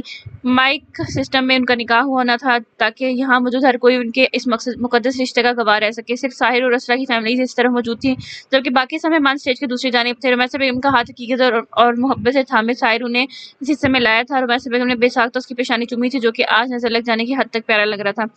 ساحر وائٹ کلر کی ڈیزائنر شلوار قمیض پر گرے اور سلور رنگ کے امتزاج سے خوبصورت سی ڈیزائنر ویسٹ کوٹ میں ملبوس تھا۔ سنہری بالوں کو نفاست سے ایک جانب سیٹ کر کے رکھا تھا۔ دائیں بازو میں قیمتی سلور رنگ کی رسٹ واچ پہن رکھی تھی۔ لمبی کھڑی ستواں ناک، چمکتی ہوئی سنہری آنکھیں، سر کو سفید رنگت، وہ بے حد وجیح لگ رہا تھا۔ اس کی کمال و وجاہت لفظوں کی محتاج تو نہ تھی، وہ کسی ریاست کا مغرور سے شہزادہ معلوم ہوتا تھا جو ہر کسی سے بے نیاز اپنی پوری وجاہت کے ساتھ اپنی شہزادی کو مستقل اپنی دسترس میں لینے والا تھا۔ اس پر وائٹ کلر بہت جچ رہا تھا۔ اسے دیکھنے والے اس لڑکی کی قسمت کو سراہے بغیر نہ رہ سکے تھے۔ سنہری آنکھوں میں کچھ پا لینے کی چمک بڑی واضح تھی۔ اس کے وجیح چہرے کے نقوش پر اطمینان سا پھیلا ہوا تھا۔ وہ ہینڈسم تو تھا ہی، جبکہ اپنے من پسند شخص کے حصول کی جو چمک اس کے چہرے پر موجود تھی اس کی پرسنالٹی کے ذوق میں مزید اضافہ کر دیا تھا۔ آج تو اس کی چھب ہی نرالی تھی۔ زیمل، عاطف، حنان، ہاشر، رمیسہ بیگم اور ان کے ایک جانے والے جالی دار پردے کے ایک طرف موجود تھے۔ دوسری جانب رافع اور پریشا اسرا کو تھامے اس طرف لے کر آئے تھے، جس کے یہاں انٹر ہوتے ہی ماحول میں ایک دلفریب سے خوبصورت خوشبو پھیل گئی تھی۔ ہر کوئی اس لڑکی کو دیکھنے کے لیے بے تاب تھا جس کا نصیب اس شاندار شخص کے ساتھ جڑنے والا تھا۔ رافع نے مدھم سے سنجیدگی بھری مسکراہٹ چہرے پر سجائی، اسے لا کر پردے کی دوسری جانب چیئر پر بٹھایا تھا۔ اسرا کے چہرے پر سرخ رنگ کا لمبا سا گھونگھٹ تھا جس نے اس کے چاند سے چہرے کو ہر کسی کی نگاہوں میں چھپا رکھا تھا۔ گھونگھٹ کے اندر اس کے حسین چہرے پر اس وقت صرف اور صرف سنجیدگی، فقط گہری سنجیدگی چھائی ہوئی تھی۔ ڈارک سلور کلر کی میکسی پر لائٹ پیچ اور پنک کلر کے موتیوں کا نفیس مگر بھاری کام ہوا تھا۔ بھاری دوپٹے کے چاروں جانب گرے سلور کلر کی پٹی پر پیچ کلر کا نفیس سا کام ہوا تھا۔ یہ قیمتی ڈیزائنر ڈریس تھا جو اسرا کے پہن لینے کے بعد مزید مہنگا ہو گیا تھا۔ اس کے چاند سے حسن پر یہ رنگ بہت کھل رہا تھا۔ متناسب سا برائڈل میک اپ کیے اور جویلری پہنے وہ آسمان سے اٹھتی ہوئی پری معلوم ہوتی تھی۔ دونوں ہاتھوں میں چوڑیوں کے ساتھ تازے گلاب کے گجرے پہنے وہ ارد گرد موجود سب کی توجہ بار بار اپنی جانب مبذول کروا رہی تھی۔ اس کے چہرے پر سرخ رنگ کا لمبا سا گھونگھٹ تھا، اسے تیار ہونے کے بعد کسی نے نہیں دیکھا تھا۔ وہ بظاہر چھوئی موئی سی دکھنے والی لڑکی اندر سے بڑی مضبوط تھی۔ یہاں موجود ہر کوئی اس کے حسین چہرے کو دیکھنے کا منتظر تھا۔ اس کے بیٹھتے ہی رافع بھی ان کے قریب چیئر پر بیٹھ گیا۔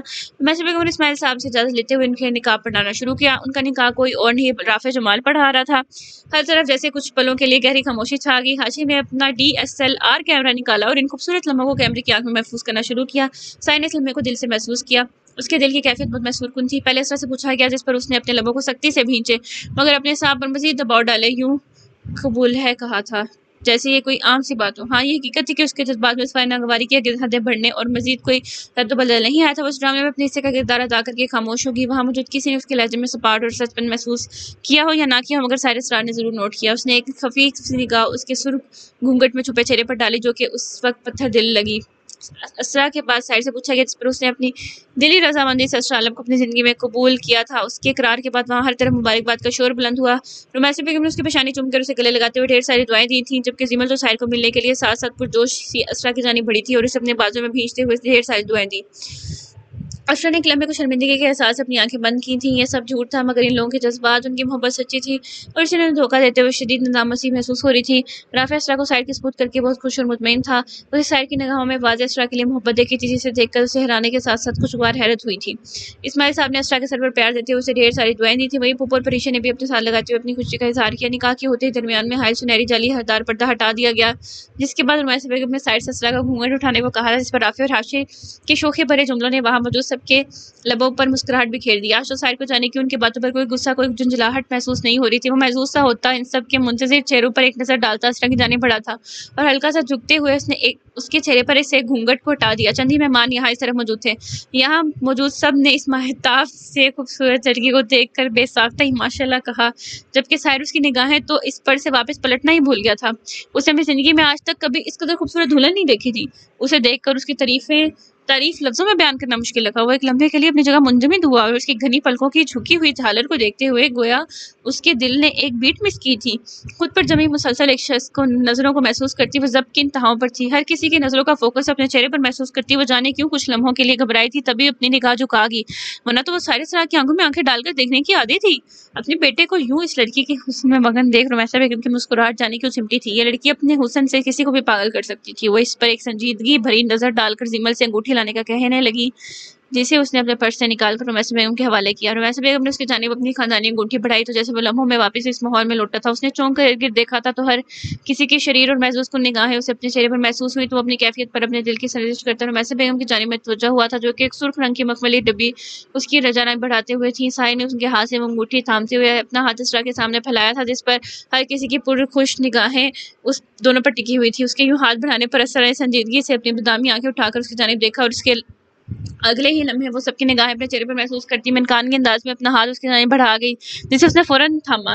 اس کے لمس سے اسرا کو لگا جیسے اس کا دل ہتھیلی میں دھڑک رہا ہو۔ وہ ایک پل کو اس کے اصل لمس سے اندر ہی اندر گھبرائی تھی جبکہ چہرے سے ظاہر ہونے نہ دیا۔ سائر کی انگوٹھی پہناتے ہی ہر طرف تالیوں کا شور گونجا تھا جس پر اس کے چہرے پر ایک خوبصورت سی مسکراہٹ ٹھہر گئی جبکہ اس نے اسرا کا ہاتھ اب بھی نہ چھوڑا تھا۔ اپنے ایک دم ہوتی عجیب سی کیفیت سے پریشان اسرا نے کئی بار اس کے مضبوط ہاتھ سے اپنی نازک ہاتھ کھینچنے کی کوشش کی جبکہ وہ تو جیسے اس کا ہاتھ چھوڑنے کو تیار ہی نہیں تھا۔ اس کے ہاتھ چھڑوانے کی ان کوشش پر محظوظ ہوتے وہ جان بوجھ کر خود کو لاپرواہ ظاہر کرتا اس کا ہاتھ تھام کر کھڑا تھا۔ انہوں نے بے ساختگی ہزار کے نوٹ ان کے سر سے وار کر ان کا صدقہ دیا تھا۔ وہ دونوں ایک ساتھ نظر لگ جانے کی حد تک پیارے لگ رہے تھے۔ زمل اور اسماعیل صاحب نے بے ساختگی ان دونوں پر سے کئی ہزار کے نوٹ وار کر ان کا صدقہ دیا تھا۔ ان کی چار سورج کی جوڑی تو ہر کسی کی نگاہوں کا مرکز بنی ہوئی تھی۔ اس کے مزید مضبوطی سے ہاتھ تھامنے پر اسرا نے آنکھوں میں غصہ لیے اپنا چہرہ اٹھا کر اسے دیکھا تھا جس نے اپنی سنہری آنکھوں پر سیاہ شیڈ لگا رکھے تھے۔ اس کی پرسنالٹی کا چارم بہت دلکش تھا۔ ایک پل کو اسرا کا دل بھی اس کی شخصیت کے چارم میں الجھا تھا جس پر اس کے دل نے اس کے یوں بار بار مزاحمت کرنے پر احتجاج کیا۔ اس کے چہرے کے غصے بھرے تاثرات خود بخود ڈھیلے پڑے تھے اور بمشکل اپنی پلکیں جھپکتی نگاہیں پھیر کے اس شخص کا شمار حسین ترین مردوں میں ہوتا تھا جس کا اعتراف کرنے سے وہ خود کو روک نہ پائی۔ حاشی نے اس لمحے کو اپنے کیمرے کی آنکھ میں قید کیا تھا جس پر وہ نیم لبوں سے آنکھوں میں بسندگی لیے اس کی جانب تک رہی تھی اور وہ بے نیازی سے اس کا ہاتھ تھامتے اپنے قریب کھڑی پریشا کی کسی بات پر دلکشی سے مسکرا رہا تھا۔ یہ ایک بہت خوبصورت پوز دوست تھا جسے حاشر اسرار اپنے کیمرے کی آنکھ میں قید کر چکا تھا۔ کچھ دیر بعد میسر بیگم نے ساحر سے اسرا کو اسٹیج پر لے جانے کا کہا، جبکہ باقی سب مہمان بھی ان کے منتظر تھے تو بڑی فرمانبرداری سے اس بات میں سر ہلاتا ان کی جانب مڑا تھا اور اس کا گھونگھٹ واپس اس کے چہرے پر ڈالتے ہوئے اسے لیے آگے بڑھنے لگا۔ اور میسر بیگم سمیت زیمل نے بھی اس کے دوبارہ اسرا کو گھونگھٹ اٹھانے پر اعتراض کیا تھا، جبکہ ساحر بڑی سہولت سے انکار کر چکا تھا کہ وہ نہیں چاہتا یہاں موجود کوئی بھی مرد اس کی بیوی کو دیکھے یا کوئی بھی اپنے موبائل فون اور ٹیبلٹس میں اس کی بیوی کی تصویریں بنائے، جس پر وہاں موجود سب نے ہی بے یقینی اور حیرانی سے ساحر کا اسرا کے لیے یہ انداز دیکھا، جبکہ رمیسہ بیگم کا موڈ شدید خراب ہو گیا تھا۔ انہوں نے اسرا کے میک اپ پر لاکھوں روپے خرچ کیے تھے جسے ان کا بیٹا بڑی مہارت سے چھپا چکا تھا، جبکہ زیمل اس کی بات سمجھتی خوب محظوظ ہوئی تھی۔ رافع اور حاشر نے تو ساحر کو خوب چھیڑا تھا، جو کہ آج بالکل ہی بدلا ہوا لگ رہا تھا۔ وہ لوگ تو اس کے اسرا کے لیے محبت دیکھ دیکھ کر خوب محظوظ ہو رہے تھے، جبکہ ساحر اسرار کو کوئی پرواہ ہی نہیں تھی، اور اسرا جو کب سے یہ سوچ رہی تھی کہ اب لے جا کر اسے اتنے لوگوں کے درمیان بٹھا دیا جائے گا، گھر کو کوئی اسے پہچان لیتا تو کتنا تماشا بنتا۔ وہ اندر ہی اندر گھبرا رہی تھی، مگر ساحر کی حرکت پر اس نے بے حد حیرانی سے اپنا چہرہ اٹھا کر کاجل سے سجی خوبصورتی بادامی آنکھوں سے اسے دیکھا تو کیا وہ اس کے ذہن میں چلتی سوچوں کو پڑ چکا تھا؟ وہ اس کی پریشانی کو کیسے بھام گیا تھا، اسرا کو سمجھ نہ آئی۔ اس ایک لمحے کے لیے وہ دل میں اس کی اتنی مشکور ہوئی، اور اب کی بار اس نے اپنا ہاتھ اس کے ہاتھ سے نہیں نکالا تھا، جبکہ غیر ارادی طور پر وہ اس کا ہاتھ مضبوطی سے تھام کر اس کے ساتھ چلنے لگی تھی۔ ان کی زندگی کے ایک نئے سفر کا آغاز تھا، جس پر وقتی ہی صحیح مگر وہ اس کا ساتھ دے رہی تھی۔ وہ دونوں اسٹیج کی طرف بنے پھولوں سے سجے راستے پر چلتے ہوئے اسٹیج کی طرف بڑھے تھے، جہاں موجود اطراف میں کھڑے لوگوں نے پرجوشی سے ان کی ڈھیر ساری تصویریں کھینچی تھی۔ پریشا نے اسرا کے گھیرے دار میکسی کو دائیں طرف سے تھام رکھا تھا تاکہ اسے چلنے میں مسئلہ نہ ہو۔ اس کے ساتھ چلتے ساحر کا انداز محتاط تھا، اس نے یوں احتیاط سے اس کا ہاتھ تھاما تھا جیسے وہ کوئی نازک سی چیز ہو جسے مضبوط گرفت سے پکڑنے پر ٹوٹ جانے کا خدشہ ہو۔ کچھ ہی لمحوں بعد سورج ڈھلنے والا تھا، اسے لا کر اسٹیج پر بٹھاتے ہوئے کسی فاتح کی طرح اس کی ساتھ بیٹھا تھا، جس کے بعد اسٹیج پر مہمانوں کی آمد شروع ہو چکی تھی۔ ہر کوئی جھک کر ان کے قریب آ کر اسرا کا گھونگھٹ اٹھا کر اسے ایک نظر دیکھتا اور خود کو تعریفیں کرنے سے روک نہ پاتا۔ رمیسہ بیگم اسٹیج پر ہی ان کے قریب بیٹھی مہمانوں سے اپنی بہو کا تعارف کرواتی، جبکہ ساحر کی حرکت پر انہیں غصہ بہت تھا جسے فی الحال وہ ضبط کر گئی تھی۔ رمیسہ بیگم کے رشتہ داروں اور سرکل کی خواتین اسرا کو دیکھنے کے بعد ان کی پسند کو سراہے بغیر نہ رہ سکی، جس پر مبہم سی مسکراہٹ نے ان کے لبوں کا احاطہ کر رکھا تھا۔ کچھ دیر بعد دودھ پلائی کی رسم کا شور بلند ہوا، جو کہ پریشے کرنے والی تھی۔ حاشر اور رافع فوراً الرٹ ہوئے تھے، زیمل اور عاطف بھی ان کے ساتھ تھے، جبکہ حنان تو ایکسائٹڈ سا ساحر کے پاس کھڑا یہ سب دیکھ رہا تھا۔ اس کی تو سب کی طرح اسرا سے نگاہیں نہیں ہٹ رہی تھی۔ پریشا بیچاری تو یہ رسم کر کے پچھتا رہی تھی، کیونکہ حاشر، رافع اور عاطف نے تو ان کی ناک میں دم کر دیا تھا، جبکہ ساحر بھی آج ان کی ٹیم میں تھا اور اسے خوب تنگ کر رہا تھا۔ زیمل بیچاری کو بھی آخر پریشا پر ترس آ گیا تو اس نے رافع اور حاشر کو ڈپٹتے ہوئے شرافت سے ساحر کو پیسے دینے کا کہا، جس پر پریشا نے اپنے منہ مانگی رقم لی تھی اور زیمل کا شکریہ ادا کرتی چاہتے ہوئے اسٹیج سے اتری تھی۔ سب نے ہی اس رسم کو بہت انجوائے کیا۔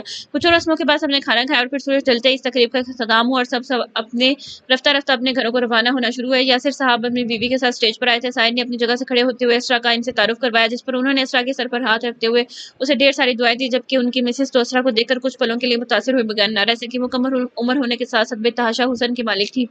اپنی بیٹی کی جگہ کسی اور لڑکی کو دیکھ انہیں تکلیف ہوئی تھی تو وہ چاہ کر بھی اس لڑکی کو کوئی دعا نہ دے سکی۔ تقریب کے ختم ہوتے ہی زیمل اور عاطف اسرا کو لے کر گھر چلے گئے، کیونکہ ساحر اپنے ڈپارٹمنٹ کے لوگوں کو رخصت کرنے میں مصروف تھا۔ رمیسہ بیگم رافع کے ساتھ پہلے سے ہی چلی گئی تھی تاکہ نئی بہو کے استقبال کی تیاری کر سکے۔ ان کے نکلتے ہی ساحر اور حاشر بھی مہمانوں کو رخصت کرنے کے بعد گھر کے لیے نکلے تھے، جہاں سب ان کے منتظر تھے۔ ساحر کے پہنچتے ہی اسرا کو بھی گاڑی سے نکال کر ان کا ایک ساتھ بھرپور طریقے سے شاندار استقبال کیا گیا، اور ایسی ہی کئی رسمیں دیر تک چلتی رہی۔ یہ ایک خاص دن تھا جس کی اہمیت سوائے ایک دوسرے کے وجود نے ہرگز محسوس نہ کی۔ اپنے نئے جوڑے کو الماری میں ہینگ کرتے ہوئے مسلسل کسی الجھن کا شکار تھی۔ آج وہ اپنے ڈیڈ کے ساتھ حاشر کے بھائی کی شادی میں گئی تھی، جبکہ وہاں ایس ایس پی ساحر کو حاشر کے بھائی کے روپ میں دیکھ کر وہ کئی لمحے حیرانی میں گری رہی تھی۔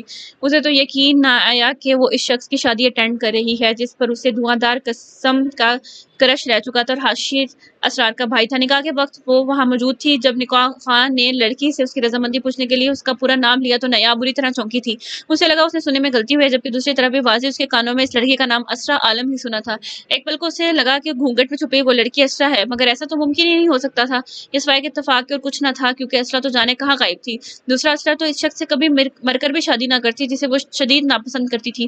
تیسرا، وہ خود بھی اسرا کو بری طرح ماضی میں 2-3 بار جھاڑ چکا تھا، تو مطلب صاف تھا یہ نام کی کوئی اور لڑکی تھی۔ نایام نے سوچتے ہوئے ایک سرد سانس خارج کی تھی، جبکہ دل ہی دل میں وہ شخص کی تعریفیں کرنے سے خود کو روک نہ پائی تھی جو آج بلا کا وجی لگ رہا تھا۔ جانے اس کی دلہن کیسی ہوگی۔ اسے بے ساختہ ہی اس لڑکی کو دیکھنے کی خواہش جاگی تھی، جبکہ وہ 1-2 بار اسٹیج پر گئی بھی تھی۔ ارادہ اس لڑکی کو دیکھنے کا تھا جس نے آج کل کے زمانے میں بھی گھونگھٹ اوڑھ کر رکھا تھا۔ شاید پردہ کرتی ہوئی، مگر وہ اسے دیکھ نہ پائی تھی، کیونکہ پہلی دفعہ اسے کے سیل پر کال آنے لگی تھی جسے سننے کے لیے اسے اسٹیج سے اترنا پڑا، اور دوسری دفعہ جب وہ جانی بڑھی تو دودھ پلائی کی رسم کا شور بلند ہوا اور سب اس طرف جمع ہو گئی، جبکہ اس کے بعد اسے موقع نہیں ملا۔ یقیناً وہ لڑکی بھی بہت خوبصورت ہوتی، تبھی تو آج اس نے پہلی بار مسٹر روٹ کو بھی مسکراتے ہوئے دیکھا تھا۔ وہ اپنی سوچ پر سر جھٹک کر ڈریسنگ ٹیبل سے اپنی چیزیں سمیٹنے لگی۔ دوسری جانب ہاشر اسرار کا اس کو کسی خاص مہمان کی طرح پروٹوکول دینا، اپنی مدر اور بہن سے ملوانا ہرگز عام نہیں تھا۔ اس کی مدر تو اسے نارمل ہی ملی تھی، جبکہ اس کی بہن اسے بہت اچھے سے ملی تھی۔ نایاب کو زیمل جیسی خالص لڑکی بہت پسند آئی تھی، جو کہ بے حد خوبصورت تھی۔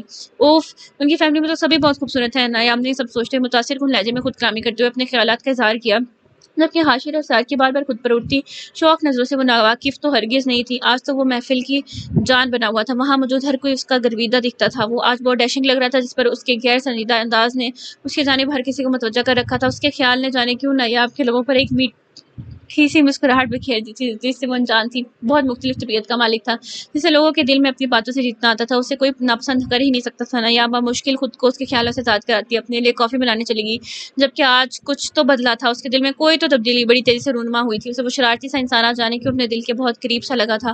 اس کا دل اس کے حق میں اسے سفارش کرنے لگا تھا، کیونکہ اس کی آنکھوں میں اپنے لیے پسندیدگی اسے واضح دیکھتی تھی، جو کہ اس کا دل بھی دھڑکا گئی تھی۔ پورے کمرے میں تیز گلابوں کی خوشبو ہر سو پھیلی ہوئی تھی۔ ایک طرف ٹیبل پر پڑی خوبصورت سے پھولوں اور فینسی کینڈلز کی مدد سے کی گئی ڈیکوریشن نے اس کمرے کے ماحول کو خوابناک بنا دیا تھا۔ موم بتیوں کے ٹمٹماتے شعلوں نے اپنی مخصوص روشنی ارد گرد پھیلا رکھی تھی۔ یہاں موجود ہر چیز مول لینے والی تھی، جبکہ دوسری جانب پر بغیر اس کمرے کے ماحول کا اثر لیے چہرے پر گہری سنجیدگی سجائے اپنے لمبے کلی بالوں میں برش کری تھی۔ اس کا انداز پاٹ تھا، وہ اس وقت سادے سے ہلکے سبز رنگ کے گرم سوٹ میں ملبوس تھی۔ اس کا چہرہ ہر طرح کے میک اپ سے پاک تھا۔ اس کی ساری جویلری ڈریسنگ ٹیبل پر بے ترتیب سے بکھری ہوئی تھی۔ اس کا برائڈل ڈریس بھی ایک جانب بے ترتیبی سے پڑا اپنی قسمت پر ماتم کنا تھا۔ زیمل کے اس کمرے سے جاتے ہی وہ پہلی فرصت میں خود کو اس بھاری ڈریس اور میک اپ کے بوجھ سے آزاد کر چکی تھی۔ آج اس نے اپنے برداشت سے بڑھ کر اپنے ضبط کا امتحان لیا تھا۔ یہ سب اس کے لیے کس قدر اذیتناک تھا، وہ لفظوں میں بتا نہیں سکی تھی۔ اس کے دل کا حال تو یوں تھا جیسے کسی بھاری بوجھ تلے دب سا گیا ہو، جس کی وجہ سے اسے سانس لینے میں مسئلہ ہو رہا تھا۔ وہ بظاہر تو خاموش تھی، مگر اس کے اندر طوفان اٹھ رہے تھے۔ اپنے ماں باپ کے بغیر اتنا بڑا قدم اٹھانا کس قدر تکلیف دہ امر تھا، یہ کوئی اس سے پوچھتا۔ اس کے لیے یہ نکاح نہیں تھا، وہ زہر کا پیالہ تھا، جس نے اپنا گہرا اثر اس کے دل و دماغ کے ساتھ ساتھ پورے جسم پر چھوڑا تھا اور اسے مفلوج سا کر دیا تھا۔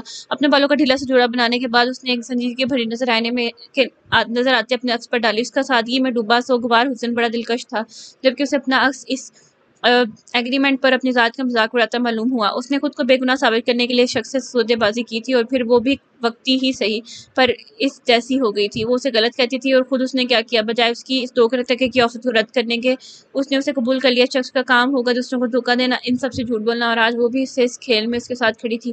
اس نے بھی تو آج سب کے جذبات کا مذاق اڑایا، سب کو دھوکہ دیا۔ دیر آئینے میں نظر آتے اپنے عکس سے نظریں نہ ملا پائی۔ ان سب لوگوں کی خالص محبتوں کو سوچ کر اس کے ضمیر نے ایک بار پھر جیسے اس کا مذاق اڑایا تھا۔ آج وہ اپنے سارے اصول توڑ چکی تھی، وہ ایک ایسے جھوٹ میں شامل ہو چکی تھی جس سے ثابت کرنے کے لیے اسے ہزاروں جھوٹ بولنے پڑتے، جھوٹی اداکاری کرنی پڑتی۔ اس کے آنسو تیزی سے آنکھوں میں جمع ہوئے تھے، جس نے اس کی آنکھوں میں جلن سی پیدا کر دی، اور اس دیوار سے ٹیک لگاتی خود بخود کرب سے آنکھیں بند کر گئی۔ آج وہ اس شخصی کمرے میں تھی جہاں شاید زندگی میں کبھی وہ ایک لمحہ بھی ٹھہرنا نہ پسند کرتی، مگر اب اسے 3 مہینوں تک رہنا تھا۔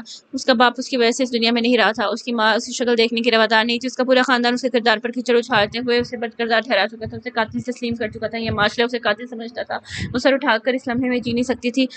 اگر ایسے میں اس نے اپنی مجبوریوں کا سودا کیا تھا تو غلط کیا تھا اس نے۔ ہاں، یہ سراسر خود غرضی تھی، مگر اب وہ اسے نکلنا چاہتی تھی، جس کے لیے اس نے یہ شارٹ کٹ کا انتخاب کیا۔ اب اس کے بعد تو آریاں پار والے حساب سے اسے ہر صورت اپنی منزل تک پہنچنا تھا۔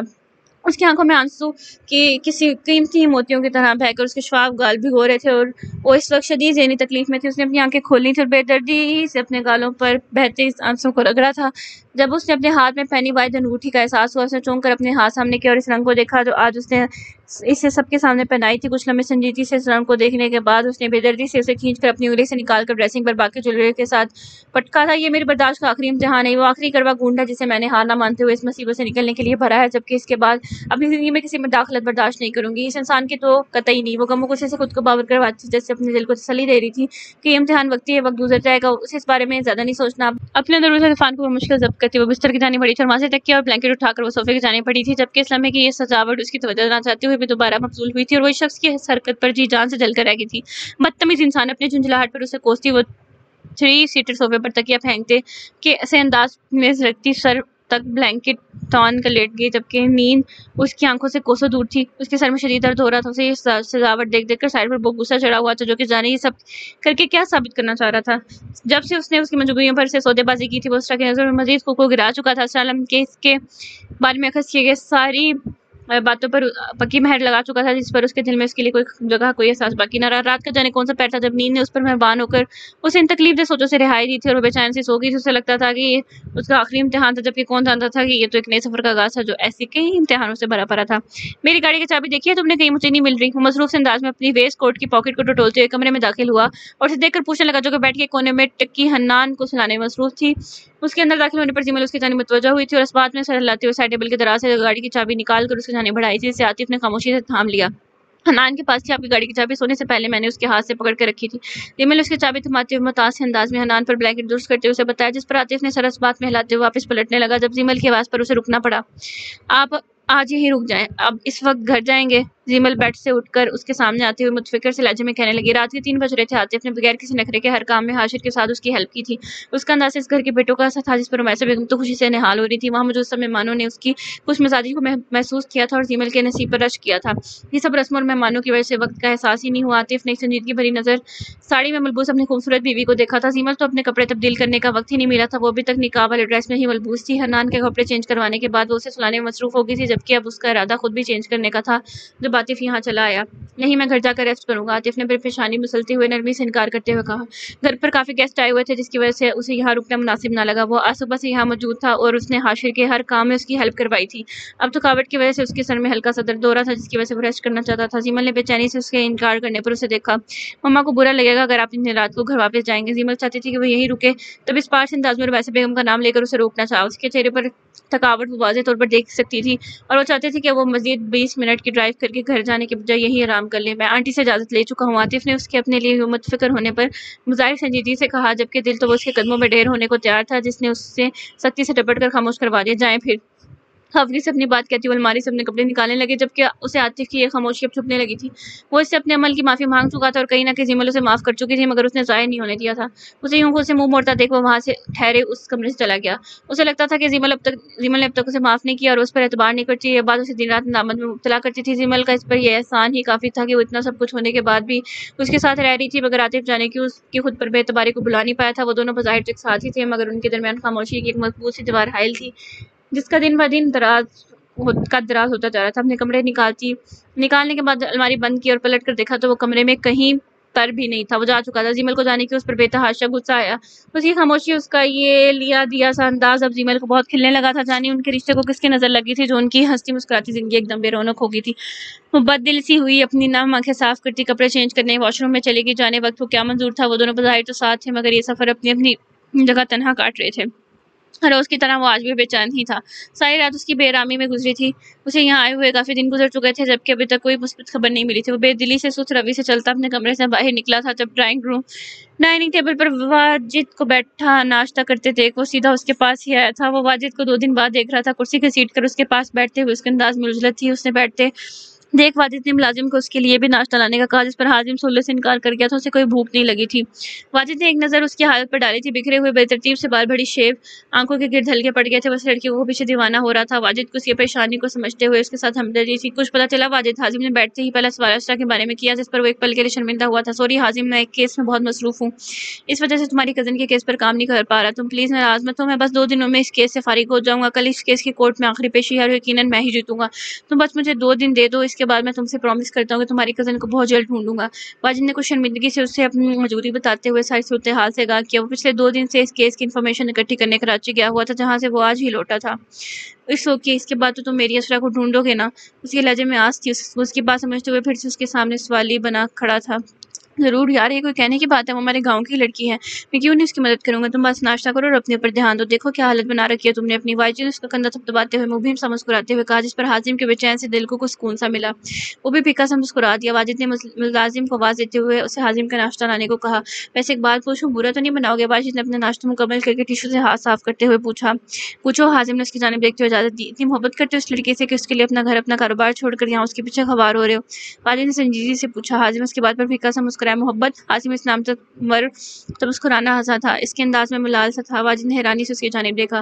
میں ہمیشہ یہ دعوت کرتا تھا، میں اسے محبت کرتا ہوں، اسے چاہتا ہوں، اس پر اعتبار کرتا ہوں، اور پھر ایک دن میری یہ محبت اتنی گھچی، اتنی کھوکھلی ثابت ہوئی کہ میں بھی اسے سب کی جیسا سمجھنے لگا۔ مجھے آج بھی اسرا کی آنکھوں کا وہ سوال نہیں بھولتا جب اس نے سب سے مایوس ہو کر میری جانب دیکھا تھا۔ زندگی میں پہلی بار اس نے مجھ سے کچھ مانگا تھا۔ وہ چاہتی تھی کہ میں اس کے لیے کچھ بولوں، اسے سپورٹ کروں، اسے لگا کہ میں شاید اسے سب کی جیسا نہ سمجھتا ہوں، پر اس دن میں نے اسے مایوس کیا، میری خاموشی نے اس کے آس کو توڑ دیا۔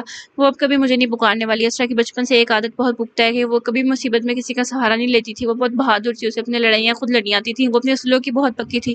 اس دن اسے میری ضرورت تھی، میری خاموشی نے مجھے اس کی نظروں میں ہمیشہ ہمیشہ کے لیے گرا دیا۔ وہ کبھی مجھ پر اعتبار نہیں کرے گی، یہ میں جانتا ہوں۔ وہ مجھ سے ناراض ہوگی لیکن میں اسے منا لوں گا، میں اسے معافی مانگ لوں گا، اسے اپنی پوزیشن سمجھاؤں گا، شاید وہ مجھ پر ترس کھا لے۔ عظیم کا انداز خود سرسی لیے ہوئے تھا، اس کی نگاہوں کے سامنے بے ساختگی اسرا کا عکس لہرایا تھا اور وہ ایک پل کو آنکھیں بند کر گیا تھا۔ وہ اسے شدید شرمندہ تھا۔ تم فکر مت کرو، سب ٹھیک ہو جائے گا، وہ تمہیں ضرور سن لے گی۔ واجد نے نرمی سے اس کا ہاتھ تھپاتے ہوئے اسے تسلی دی، جبکہ عظیم کی آنکھیں نم سی ہو گئی تھیں۔ کاش اس کی ماں اس کے باپ کی جھوٹی قسم نہ کھاتی تو کم از کم اپنی محبت کا دعویٰ تو سرعام سر اٹھا کر سکتا۔ ملازم عظیم کے لیے ناشتہ لا چکا تھا۔ واجد اسے ناشتہ کرنے کے لیے کہنے لگا اور ساتھ ہی ساتھ اس کا دھیان دوسری باتوں کی جانب لگانے لگا، جس پر عظیم بے دلی سے ناشتہ کرتے اس کی باتوں کا جواب دینے لگا، جبکہ اپنے ساتھ ایک مضبوط رشتے میں جڑی لڑکی کو وہ سراسر فراموش کیے ہوئے تھا۔ لاہور آنے کے بعد اس نے ایک بار پھر پلٹ کر نہیں دیکھا تھا۔ وہ اپنے روٹین کے مطابق صبح فجر کے وقت ہی اٹھی تھی۔ نماز ادا کرنے کے بعد وہ کافی دیر تک قرآن پڑھتی رہی، جبکہ اس دوران غیر ارادی طور پر وہ اس کی غیر موجودگی کو محسوس کر رہی تھی، جو شاید ساری رات ہی گھر سے باہر تھا۔ قرآن پاک پڑھنے کے بعد اس کے تڑپتے ہوئے بے چین دل کو بہت سکون ملا تھا، جس پر سے وہ پرسکون ہو گئی تھی۔ اسی لیے وہ فرصت سے جائزہ لیتی نگاہوں سے ارد گرد دیکھتی کمرے کو دیکھ رہی تھی۔ نوابزادے نے کمرہ تو یوں عالیشان بنوایا ہے جیسے کسی ملک کا شہزادہ ہو، کرپٹ آفیسر۔ اسرا نے ٹرک کر سوچا تھا، اور یہ سچ تھا کہ یہ کمرہ باقی تمام کمروں سے مختلف، بڑا اور خوبصورتی سے سیٹ کیا گیا تھا۔ اس نے حاشر کا کمرہ بھی دیکھا تھا، جبکہ اس کمرے جیسی بات اور کہیں نہیں تھی۔ اس کمرے میں ہر چیز یہاں رہنے والے شخص کی ذوق کی عکاسی کرتی تھی۔ اس کمرے کے ایک کونے میں واش روم کے علاوہ ایک بھی دروازہ تھا جو کہ لاک تھا۔ صبح اسرا نے نماز کے بعد یوں ہی سے کھولنے کی کوشش کی تو پتہ چلا وہ لاک تھا۔ وہ سر جھٹک کر قرآن پاک پڑھنے میں مصروف ہو گئی۔ اس وقت صبح کے 6 بج رہے تھے۔ باہر دن نکلنا شروع ہو گیا جب دھند ہر سو پھیلی ہوئی تھی۔ سارے گھر میں خاموشی چھائی ہوئی تھی، یقیناً سب سو رہے ہوں گے۔ سردی محسوس کرتی اسرا بھی اپنی عادت کے مطابق دوبارہ سونے کے لیے لیٹ گئی، اور پھر اس کی آنکھ 8:30 بجے کھلے، جس پر وہ ہڑبڑا کر اٹھی، اپنی نیند پر خائف ہوتی بلینکٹ ہٹاتی اٹھ بیٹھی تھی۔ اس نے ایک محتاط سی نگاہ کمرے میں ہر سو گھمائی تھی، جبکہ وہ کہیں بھی نہیں تھا، جس پر اس نے پرسکون سی سانس خارج کی، جبکہ اس کے دماغ میں ایک جھماکا سا ہوا تھا۔ اس نے چونک کر دوبارہ بیٹھ اور اس طرف ہوئی کل رات والی ساری سجاوٹ دیکھی تو وہاں کچھ بھی نہیں تھا۔ پھول تو کیا، وہاں پھول کی ایک پتی تک نہ تھی۔ اس کا کمرہ بالکل صاف تھا، جبکہ سونے سے پہلے اس نے خود دیکھا تھا ہر چیز ویسی ہی تھی جیسے رات کو تھی۔ تو کیا وہ اس کے سونے کے بعد یہاں آیا تھا؟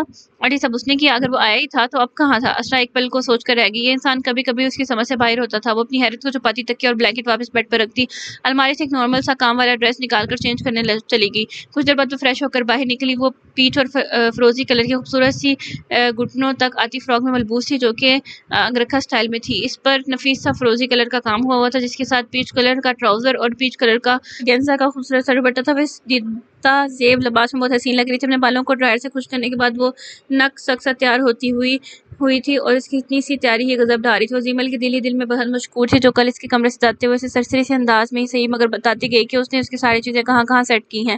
یہی وجہ تھی کہ اسرا کو بالکل بھی کھپتا نہیں پڑا۔ زیمل کی سمجھائی ہوئی باتوں کا یہ اثر تھا کہ وہ نہ چاہتے ہوئے رومانس بیگم کا موڈ ٹھیک رکھنے کے لیے ہلکا پھلکا تیار ہو گئی تھی۔ تم ایسے نیچے جاؤ گی؟ وہ ڈریسنگ ٹیبل کے سامنے پر اسٹول پر بیٹھی ذرا سا جھک کر اپنے جوتے کی اسٹریپ بند کر رہی تھی، جب اس کے کانوں نے اس کی آواز سنی۔ اسے سرت سے سر اٹھا کر اپنے سامنے اس تازہ شخص کو دیکھا، جو جانے کہاں سے یوں اچانک نمودار ہوا تھا۔ وہ بلیک کلر کے ٹریک سوٹ میں ملبوس تھا، پیروں میں سیاہ جوگرز پہن رکھے تھے۔ اس کی پیشانی پر بکھرے سنہری بال پسینے سے تر تھے، جبکہ ہاف سلیوز شرٹ سے جھلکتے اس کے مضبوط بازو بڑے متوجہ کن تھے۔ سنہری آنکھوں کی چمک نرالی تھی، یقیناً وہ جاگنگ کر کے آیا تھا۔ کیوں ایسے نیچے جانے میں کیا برائی ہے؟ اسرا نے اپنے جوتے کی اسٹریپ بند کرتے ہوئے نامحسوس انداز میں اپنے گلے میں لاپرواہی سے دوپٹہ لیے اپنے شانوں پر درست کرتے ہوئے سر پر اوڑھا تھا۔ مجال تھی جو کبھی کسی بھی شخص کی موجودگی اس کے اعتماد میں کوئی کمی لاتی۔ برائی تو کوئی نہیں ہے، ویسے مجھے پتہ نہیں تھا کہ تم اس کانٹریکٹ کو اتنا سیریسلی لوگی۔ ساحر کا انداز متاثر کن تھا، وہ اس کی تیاری پر چوٹ کر رہا تھا۔ اس کی یہ تیاری تو اس کے دل کی دنیا تہہ بالا کر چکی تھی۔ کیا وہ پہلے سے اتنی حسین تھی یا اب ہو گئی تھی؟ اسے سمجھ نہ آیا۔ وہ اپنی نظروں کو اس کے چہرے سے ہٹا ہی نہیں پا رہا تھا۔ دکھاوا بھی کوئی چیز ہوتی ہے، اور یہ سب دکھاوا ہے۔ اسرا نے اس کی نظر سے خائف ہوتے ہوئے بغیر اس کی جانب دیکھے ناگواری سے کہا، اور اپنے سر پر دوپٹہ درست کرتے ہوئے اس نے ایک آخری نگاہ خود کو آئینے میں دیکھا تھا۔ اس نے بہت لائٹ سا میک اپ کیا تھا تاکہ کسی کو کوئی بات کرنے کا موقع نہ ملے۔ دکھاوا کرنا اللہ کو سخت ناپسند ہے۔ ساحر کا انداز اس کے بات کی سرزنش کرنے والا تھا۔ آپ جس شخص کو بھی اللہ کی پسند یا ناپسند کی فکر ہے، سن کر حیرت ہوئی۔ اپنی بادامی آنکھوں میں دنیا جہان کی مصنوعی حیرت मोए। असरा ने सुनहरी आंखों में देखते हुए कहा। उसका अंदाज उसे जिच करने वाला था। साहिर उसके अंदाज और कॉन्फिडेंस पर सर झटकते हुए मुस्कुराया था। वह एसएसपी साहिर इसरार को जिच करना चाह रही थी। उसे उसकी सोच पर हंसी आई। वो अपने चेहरे के तासुरात संजीदा करते हुए कदम उसकी जानिब बढ़ा था, जिस पर असरा बेसाख्ता एकदम पीछे को उठाती ड्रेसिंग टेबल के साथ जा लगी थी। वो पहले ही इससे फासला बनाने के चक्करों में ड्रेसिंग के बिल्कुल साथ ही लगकर खड़ी थी। वो क्या है ना कि मुझे आदत सी है हर किसी की पसंद और नापसंद का ख्याल रखने की, और तुम्हें अभी से इतना हैरान होने की जरूरत नहीं है। कुछ हैरान की बात के लिए भी बचा कर रखो, क्योंकि अब तो यहाँ साथ रहने वाले हैं।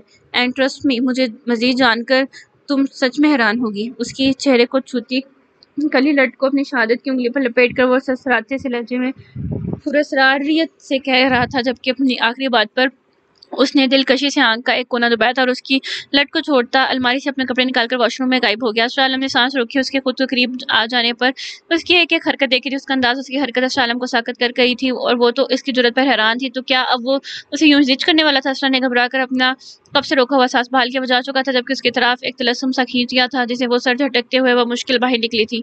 बदतमीज बेहुदा इंसान अपनी गुज़श्ता हालत पर झंझलाती हुई, कोसते हुए गहराती तौर पर अपनी पुष्ट पर खिले बाल बांधने लगी, जबकि इससे कबल उसने आधे बाल कैचर में मुकीद करके आधे खुले छोड़ रखे थे। आखिर वो खुद को समझता क्या था जो उसने उसके बालों को छुआ था, और वो कुछ कर भी ना सकी। असरा उसकी इस हरकत पर क्लस कर रह गया। 5-7 मिनट की मेहनत के बाद वो अपने लंबे बालों को फ्रेंच चुटिया में मुकीद कर चुकी थी, और सोफे के किनारे पर टिकते हुए वो उसका इंतजार करने लगी, जबकि दिल तो कर रहा था कि खुद ही बाहर निकल जाए, मगर जाने की वो मैस बेगम की खुद से बदगुमानी की वजह से अकेली बाहर ना जान सकी। उनका रवैया उसके साथ खींचा खींचा सा था, जिसकी वजह से उसकी हिम्मत ही ना हुई अकेले बाहर जाने की, और उसका खुदा गवाह था कि उसने ये मामूली सी तैयारी भी सिर्फ रोमैसा बेगम को खुश करने के लिए की थी। ये सब सोचते हुए उसे जाने कितने लंबे गुजरे थे, जब कमरे में तेज परफ्यूम की खुशबू फैली थी। उसे चौंक कर जानिब देखा, और लाइट कैमल कलर के शलवार कमीज में मलबूस बेहद वजीह लग रहा था। सुनहरी बाल सलीके से एक साइड पर पफ की तरह सेट किए हुए, जबकि उसकी साफ रंगत पर यह रंग बहुत जच रहा था। असरा ने उसकी तैयारियों को देखते हुए बज़ाहिर बेजारी से अपनी आंखें घुमाई थी। साहिर नक तक सा तैयार होने के बाद बेड साइड टेबल के करीब आया था, और उसने खोल कर उसमें से एक रेड कलर का केस निकालकर उसे मसरूफ से अंदाज में असरा के पास सोफे पर रखा। असरा ने सवालिया निगाहों से पहले इस केस को और फिर उसे देखा। तुम्हारी मुंह दिखाई। साहिर ने उसकी सवालिया नजरों को अपने चेहरे पर महसूस करते हुए चेहरे पर बेजारी लाते हुए कहा, जैसे कोई फॉर्मेलिटी पूरी कर रहा हो। जबकि खुदा गवाह था, ये तोहफा उसने असरा के लिए पूरे दिल से खरीदा था। मुझे नहीं चाहिए। असरा ने टरक कर कहा, इसे इन सब चौंचलों की जरूरत नहीं थी। ओके, फिर सबको जवाब तुम ही देना। उसके यूं इनकार करने पर वो बगैर इस्तार किए शाने चुकाते हुए बाहर जाने बढ़ गया, जबकि असरा उसका मुंह देखती ही रह गई, जो मजे से खुद बाहर निकल गया था। दूसरी जानिब साहिर को उसके यूं बुरा करने पर बुरा लगा था। असरा सच में उसकी जिंदगी का एक बहुत बड़ा इम्तिहान थी, जिसमें जब्त शायद कामयाबी की कुंजी था। वो कल रात सारे कमरे में नहीं आया था, सिर्फ यही सोचकर असरा पुरसुकून रहे। सुबह 6 बजे जब वो कमरे में लौटा तो उसे सोफे पर सोया हुआ देखकर वो उसकी बेइतबारी और एहतियात पर खामोश नजर डालकर रह गया, जबकि ड्रेसिंग रूम में दाखिल होते ही लाखों की ज्वेलरी बेतरतीब से ड्रेसिंग टेबल पर बिखरी देख हैरान हुआ था। दूसरी जानिब उसका कल के ड्रेस का भी यही हाल था, जो कि आधा चेयर पर पड़ा था और आधा जमीन को सलामी दे रहा था। उसने कभी अपने कमरे में कोई चीज बेतरतीबी से नहीं रखी थी, जबकि पहले ही दिन उसके अपने कमरे में आमद पर अपनी कमरे की यह हालत पर उसने एक अचट्टी निगाह ब्लैंकेट में छुपे इसके चेहरे पर डाले। दूसरी जानिब हाशिर और राफे की कारस्तानियों पर उसे अलग से तब चढ़ी थी। उसने इन दोनों को सख्ती से मना किया था कि वो उसके कमरे में कोई भी सजावट नहीं करेगा, जबकि वो दोनों ढीठ कल को ज्यादा ही सर चढ़े हुए थे। उसने दांत पीसते हुए हर चीज वापस उसकी जगह पर रखी थी और अपने कमरे में मौजूद इन फूलों और देगर सजावट की चीजों को यहाँ से हटाया था, अपने कमरे को वापस उसकी असली हालत में लाकर, जैसे उस नफासत पर इंसान के माथे के बल खुले थे। इन सब के दौरान असरा टस से मसनी हुई थी। वो उसकी गहरी नींद से मुतासिर हुए बगैर ना रह सका और चेंज करने के बाद जॉगिंग के लिए घर से बाहर निकल गया। नाश्ते के टेबल पर इस वक्त सवाई साहिर के सभी मौजूद थे। सरबराही कुर्सी पर मैसे बेगम पर जमान थी। वो खामोशी से मुलाजमा को सबको राशन सर्व करने का कह रही थी। इनका मूड कल की साहिर की हरकत पर ऑफ था। नाश्ते की इश्तांगेज़ खुशबू पूरे डाइनिंग हॉल में फैली हुई थी। दुनिया जहान की हर नेमत इस वक्त नाश्ते के टेबल पर मौजूद थी। हाशिर के शौक भरे जुमले अरूज पर थे, जिसने असरा के कान सुर कर दिए थे, मगर मुचाल थी तो हाशिर को इस पर जरा सा भी तरस आया हो। जबकि साहिर के असरा के साथ आकर बैठते ही हाशिर की लंबी जुबान को ब्रेक लगा था और जीमल हाशिर की हालत देखते हुए महसूस हुई थी। असरा उसके अपने साथ आकर बैठने पर नामहसूस अंदाज में अपनी चेयर पर चिपटी थी और इस पर खुदगी भरी निगाह डाली, कैसे वो उसे ऊपर अकेला छोड़कर आ गया था। ये तो सच शुक्र था कि जीमल उसे लेने आ गई, वरना उसे खुद आना पड़ता, जबकि वो बेखबर थी कि उसकी जीमल को भी उसी ने भेजा था। साहिर उसकी नजरें अपने चेहरे पर महसूस करने के बाद भी सुकून से नाश्ता करने लगा। वो दोनों एक साथ बैठे बहुत प्यारे लग रहे थे। जीमल और हाशिर की पसंदीदा की भरी निगाहें बार बार उन पर उठती। इस्माइल साहब की फैमिली तो कर रहा थी, वापस जा चुकी थी। साहिर के रोकने पर उन्होंने ये कहकर साफ मना कर दिया कि वो अपनी बेटी के ससुराल नहीं रुक सकती, जिस पर साहिर ने मजीद इसरार नहीं किया था और अपने गार्ड्स को उनके साथ भेजते हुए उन्हें बाहिफाजत उनके घर पहुंचाया। असरा मुंह दिखाई में क्या गिफ्ट दिया? जाहिर ने हमें भी दिखाओ। ناشتے کے دوران ہی زیمل کی پرجوش کی آواز اسرا کی اسماؤتھو سے ٹکرائی تھی، جس پر اسے نوالا اپنے حلق میں پھنسا ہوا معلوم ہوا۔ اپنے منہ میں موجود نوالے کو بمشکل حلق سے اتارتے ہوئے منہ بھیم سا مسکرائی تھی، جبکہ ساحر بھی اپنا ناشتہ چھوڑ کر اسے فرصت سے دیکھنے لگا۔ مظاہر ہر انداز محسوس کن تھا، جبکہ اس کی نگاہیں سراسر تنزیہ تھیں۔ بریسلٹ دیا تھا انہوں نے، میں وہ پہننا بھول گئی، اسرا نے اندازے سے کہا، کیونکہ وہ ایک لمبا سا سرخ رنگ کا کیس تھا جس میں یقیناً بریسلٹ ہی ہوگا۔ ساحر نے افسوس سے سر نفی میں ہلایا اور دوبارہ اپنے ناشتے کی جانب متوجہ ہوا۔ اس کا جواب غلط تھا۔ اوہ ہو، کیا بات ہے! عاشق انداز چھیڑنے والا تھا، جس پر اسرا پھیکا سا مسکرائی تھی۔ رومیسا بیگم نے خاموشی نگاہ اس کے مسکراتے چہرے پر ڈالی تھی، جس کے چہرے پر گلابی پن سا بکھرا ہوا تھا۔ اچھا یہ بتاؤ کہ بریسلٹ گولڈ کا ہے یا ڈائمنڈ کا؟ زیمل نے مجسس انداز میں پوچھا، جس پر اسرا کو ناشتہ کرنا مشکل ہو گیا۔ اس کے اس تفتیشی انداز پر اس نے وہ صحیح معنوں میں ساحر کی بہن لگی۔ یہ تو اسے نہیں پتا تھا۔ اس نے ایک چور نگاہ ساحر پر ڈالی، جو کہ سراسر بے پرواہ سے بنا بیٹھا تھا۔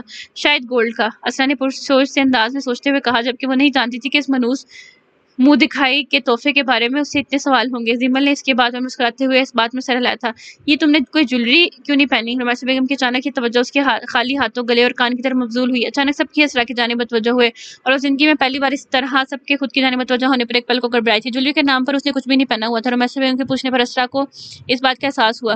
اسے کچھ سمجھ نہ آیا کہ وہ کیا جواب دے، جبکہ ساحر کی بے اتنائی عروج پر تھی۔ وہ اس طرح اپنے ناشتے میں مگن تھا جیسے آخری بار کھا رہا ہو۔ وہ مجھے یاد نہیں رہا۔ اسرا کی آواز دھیمی سی تھی۔ اس نے سب پر ایک نظر ڈال کر معصومیت سے کہا، اسے بالکل بھی جویلری پہننے کی عادت نہیں تھی، اور یہی وجہ تھی کہ اس کا دھیان اس طرف گیا بھی نہیں۔ ویسے ماضی میں تمہارے کارنامے دیکھنے کے بعد لگتا نہیں ہے کہ تم اتنی بھلکڑ ہوگی۔ اس کے جواب پر رومیسا بیگم نے بے یقینی سے اس کی معصوم سی شکل دیکھ کر سنجیدگی سے کہا۔ اسرا ان کے لہجے میں چھپے طنز کو محسوس کرتی اپنی نگاہیں جھکا گئی۔ مما! زیمل نے احتجاجی انداز میں اپنی ماں کو پکارا تھا۔ اسے رومیسا بیگم کا یوں اسرا کو جھٹلانا اچھا نہیں لگا تھا۔ عاشر بھی ایک خفگی بھری نگاہ ماں پر ڈال کر رہ گیا، جس پر رومیسا بیگم نے سیدھے سے ان دونوں کو اگنور کیا تھا۔ ٹھیک ہے، تم لوگوں کا ولیمہ آج نہیں ہے، مگر اس کا مطلب یہ تو نہیں کہ تم یوں ہی پہلے کی طرح دھلے دھلائے چہرے کے ساتھ پھرو۔ تمہیں لاکھوں کی جویلری الماری میں سنبھال کے رکھنے کے لیے نہیں دی، بلکہ پہننے کے لیے دی ہے، تو تم آئندہ مجھے ایسے نظر نہ ہو۔ خاندانی لوگوں کا یہ شیوا نہیں ہوتا، میرے گھر میں 100 لوگوں کا آنا جانا لگا رہتا ہے، اس لیے اپنی یادداشت کو قائم رکھو اور اس بات کو آئندہ کے لیے یاد رکھنا۔ رومیسا بیگم کا انداز سنجیدہ تھا، جبکہ ان کے لفظوں کا ترش بن جانے کیوں اسرا کی آنکھیں بھگو گیا۔ انہوں نے پہلے ہی دن اسے جھاڑ کر رکھ دیا۔ جی آنٹی، اسرا نے بمشکل ان کی نظریں اپنے چہرے پر محسوس کرتے ہوئے کہا تھا، جبکہ آنکھوں میں نمی تیزی سے بھرنے لگی۔ زیمل اور ہاشی نے ساحر کی طرف دیکھا تھا، جو کہ اپنا ناشتہ کر چکا تھا اور اب خاموشی سے ہاتھ میں کافی کا مگ تھامے رومیسا بیگم کی جانب دیکھتے ہوئے ان کی بات سن رہا تھا، جبکہ اس کے چہرے کے تاثرات سپاٹ تھے۔ ہاشر اور زیمل کو اس سے اسرا کی حمایت میں کچھ بولنے کی امید تھی، جبکہ وہ خاموش تھا۔ وہ دونوں مایوسی سے اسرا پر ایک ترہم بھری نگاہ ڈال کر اپنی نگاہیں جھکاتے اپنے ناشتہ کرنے لگے۔ دوسری جانب اسرا سے ناشتہ کرنا مشکل ہو گیا تھا، جانے کیوں اس کا دل تیزی سے بھر آیا اور اسے یہاں بیٹھنا مشکل لگا۔ اسے رومیسا بیگم کا یہ روکھا پھیکا سا انداز قطعی ہضم نہیں ہو رہا تھا۔ شاید وہ اتنی بری ہو گئی تھی جو قسمت میں کسی بھی روپ میں ماں کا پیار باقی بچا ہی نہیں تھا۔ وہ اپنا ناشتہ یوں ہی ادھورا چھوڑتی اپنی جگہ سے اٹھ کر جانے لگی، جب ساحر نے اس کا ہاتھ تھام کر اسے واپس چیئر پر بٹھایا تھا۔ ماں صاحب نے کچھ غلط نہیں کہا، تم یوں یہاں سے اٹھ کر جا رہی ہو، اپنی جگہ پر بیٹھو اور اپنا ناشتہ مکمل کرو۔ ساحر کا انداز سنجیدہ تھا۔ اسرا نے اپنی بادامی نم آنکھیں اٹھا کر اس کی جانب دیکھا، جبکہ وہ اس کے خود کو دیکھنے پر نگاہیں پھیر گیا۔ اسرا اپنا لم بھینچتی اپنا ناشتہ مکمل کرنے لگی، جبکہ اس نے اسے آگے سے کوئی جواب نہیں دیا تھا، کیونکہ سب کی نگاہیں دونوں پر ٹکی تھیں۔ رومیسا بیگم ساحر کی اپنی طرفداری کرنے پر دل سے مسکرائی تھیں۔ وہ کیسے اپنے بیٹے سے اس لڑکی کی وجہ سے بدگمان ہو سکتی تھی؟ آخر کو وہ ان کی پہلی اولاد تھا اور ان کا سب سے فرمانبردار بیٹا تھا۔ زیمل نے ایک افسوس بھری نگاہ ساحر پر ڈالی تھی۔ رومیسا بیگم کا موڈ لمحوں میں ٹھیک ہوا تھا اور وہ ساحر سے کل آئے مہمانوں کی بابت پوچھ رہی تھی، جس کا جواب وہ سنجیدگی سے دیتا ہوا انہیں مطمئن کر رہا تھا، جبکہ اسرا خاموشی سے سر جھکائے بیٹھی بے دلی سے کانٹے سے آملیٹ کے ٹکڑے کری تھی۔ اس کا دل ہر چیز سے چاٹ ہو گیا تھا۔ کیا اس نے یہ کانٹریکٹ سائن کرنے میں کوئی غلطی تو نہیں کر دی جس کی سزا اس کی منتظر تھی؟ کیا اس نے اس آفر کو قبول کر کے ٹھیک کیا تھا؟ اپنی پریشانی میں مزید اضافہ کر لیا تھا؟ کیا یہ سب اتنا آسان تھا جتنا اسے سمجھا تھا، یا وہ اس بار کوئی بہت بڑا غلط فیصلہ کر بیٹھی تھی؟ اسے سمجھ نہ آیا۔ آج کی ایپیسوڈ یہیں پر ختم ہوتی ہے۔ جو نیکسٹ ایپیسوڈ ہے وہ بہت جلد اپلوڈ کر دی جائے گی۔ تب تک کے لیے آپ سب لوگ چینل کو سبسکرائب کریں۔ بہت سارے لوگ نا چینل کو سبسکرائب کیے بغیر ویڈیوز دیکھتے ہیں، تو اگر آپ لوگ چینل کو سبسکرائب کریں گے تو خوشی ہوگی، تو اچھا لگے گا، تو اس لیے آپ لوگ چینل کو سبسکرائب کر دیں۔ تب تک کے لیے اپنا خیال رکھیے گا ڈھیر سارا۔ اللہ حافظ۔